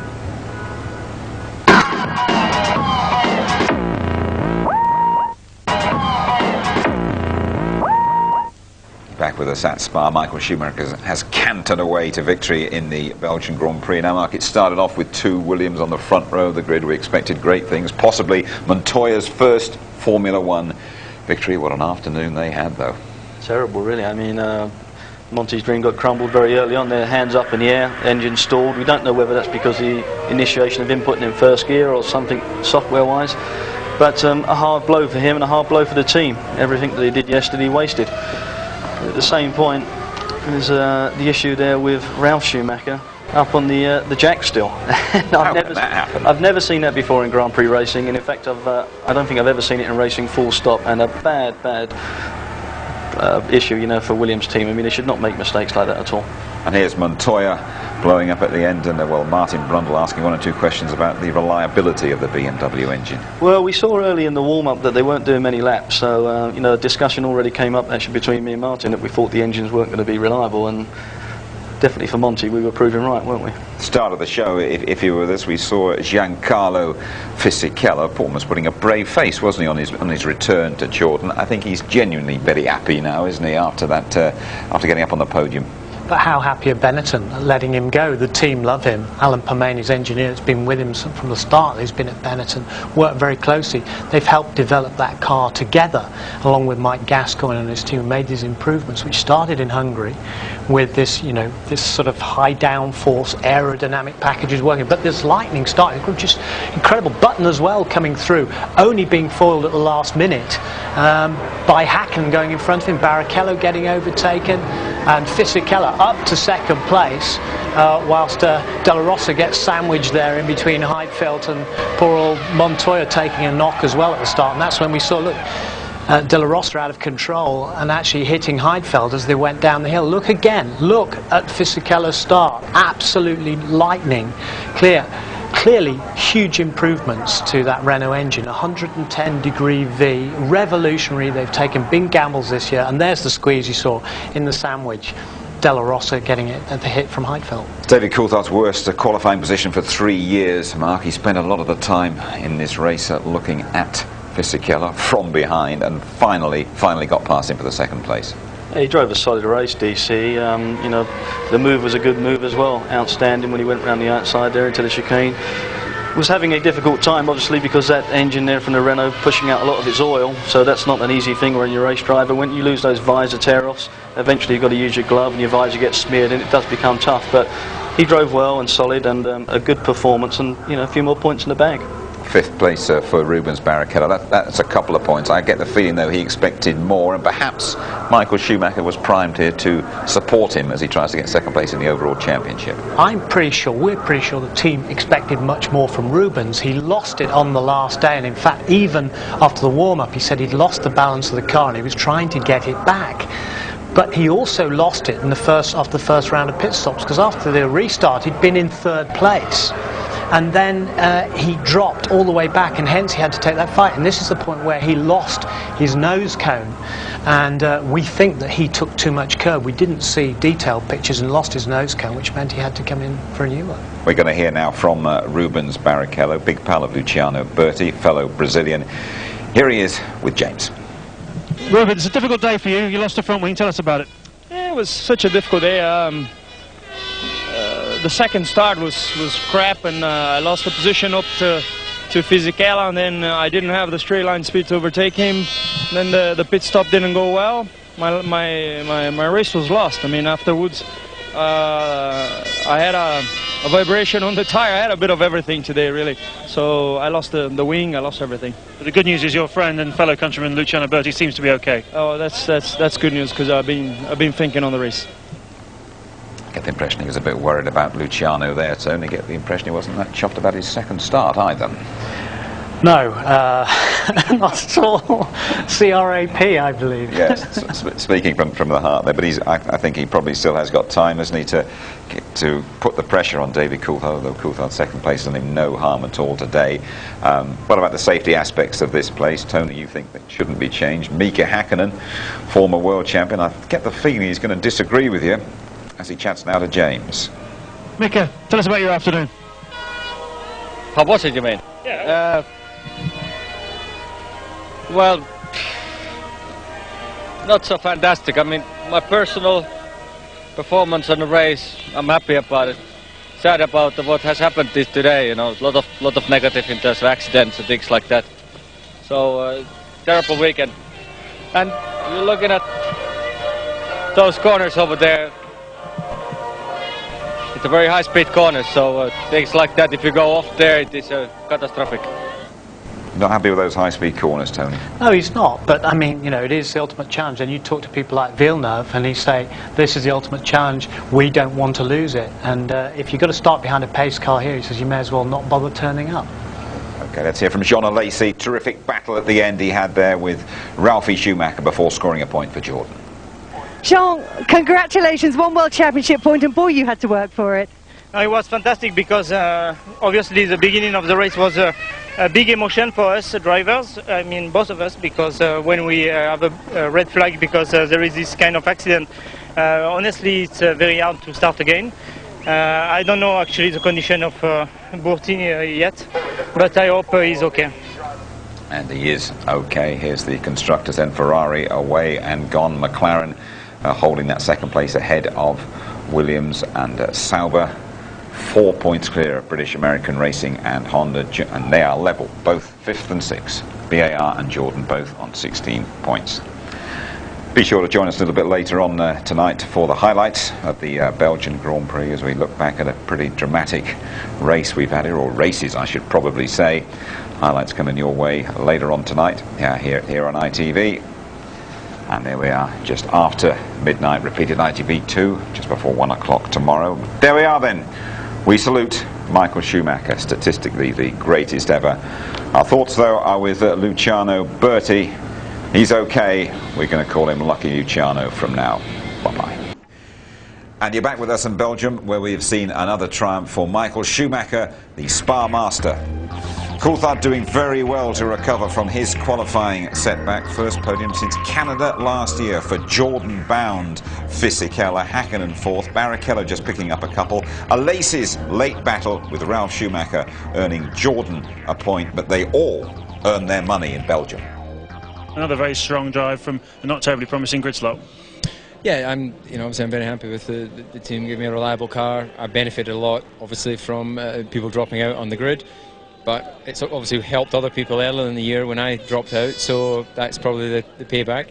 And I had to work very hard, actually, to get past the Benetton. I was surprised, but they were quick. Tell me about the race. Was it fun or was it just plain hard work? It was a little bit hard, but because there was a good balance, it was okay. David was pushing behind me, and in the straight it was very quick. But then at the end, I was struggling a little bit with the grip because I did the whole race with the same set of tires, and it was a bit difficult, but it was the right choice. The actual accident, is that one of those ones that you're going to be replaying over and over in your mind? No, I just seen it there for the first time, and that corner, it's, unless you're clearly ahead, it's not really the place to overtake. And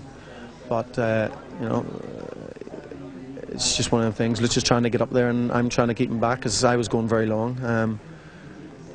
So I knew I was going to be struggling at the start of the race, but hopefully it would come good. But that's the problem. You're always fighting like hell the first 10 laps, trying to hold the two stoppers back. So it has its risks, but it can give rewards sometimes. You're off to see him tonight, I understand. Yeah, I'll go and see how the boy is. So then it's a ton up for Michael Schumacher. Decent day for David Coulthard. 9 points ahead of Rubens Barrichello and 13 clear of Ralf Schumacher. No improvement for Montoya. In the constructors, Ferrari, of course, the world champions, and Williams not making up any ground at all on McLaren. Sauber, though, 4 points clear of British American Racing and Jordan. Both have 16. Tony Jardine, the one big talking point of this race, not Michael Schumacher, but that accident. Dreadful accident. Former teammate of Eddie Irvine's, hence his concern, everybody's concern. But at the moment, from the best guesses we've got, the guy is stable in hospital. But a bit of a rookie's mistake as far as I'm concerned, going on the inside there before Blanchimont, 180 miles per hour. He puts two wheels on the grass, loses the front wing, loses steering. His right front suspension is broken before he goes in front 3/4 on through those layers of tyres, and somehow survived a horrific accident. And look at the damage to the Prost there, but it survived. The survival cell is intact. Luciano Berti is intact, and that's good news. And it is a big tick for the safety standards that we see these days on those cars. The Prost, the nose looked okay. Rigid structural tests before a car can be passed for Grand Prix racing, side impact tests, frontal impact tests, tests over the top of the roll hoop, all proving its worth now, showing how safe and strong a Grand Prix car can be. Decent day for Benetton, wasn't it, and particularly at the restarts. Fabulous day for Benetton. All the work that Mike Gascoigne has put in, Pat Simmons, look at that, rocketing through on the restart. Giancarlo Fisichella leaving Häkkinen for dead. They're getting past Barrichello up into second place, and in fact Button getting up really well, only being held back by Coulthard on the inside. Meanwhile, back behind there, Montoya's had to start from the back along with his teammate, gets the squeeze from the inside from Heidfeld, and you just see, look at the power of the Benetton, look at the Renault V10 3-litre engine there, this radical engine powering all the way up to the back of Michael Schumacher, only stopping at the last minute there, and Button joining in. And then you see the squeeze there on Pedro de la Rosa, Heidfeld on the inside, and actually pushing Montoya out to the outside as well. We knew that they were going to come good towards the end of the season. Indeed they have. David Coulthard, though, he's spent a lot of time staring at Giancarlo Fisichella and just finally got by him. But this is it, because he'd been at La Source, they got round Benaldi there, but David Coulthard's visor and his rear were covered in oil from that Renault engine or the Renault gearbox, and then finally, and you can see David couldn't really see too well through that smear right across his visor. Very brave manoeuvre, 200 miles per hour round the outside at Les Combes, which Häkkinen, of course, did last year in a rather different way to Schumacher when they went past Zonta.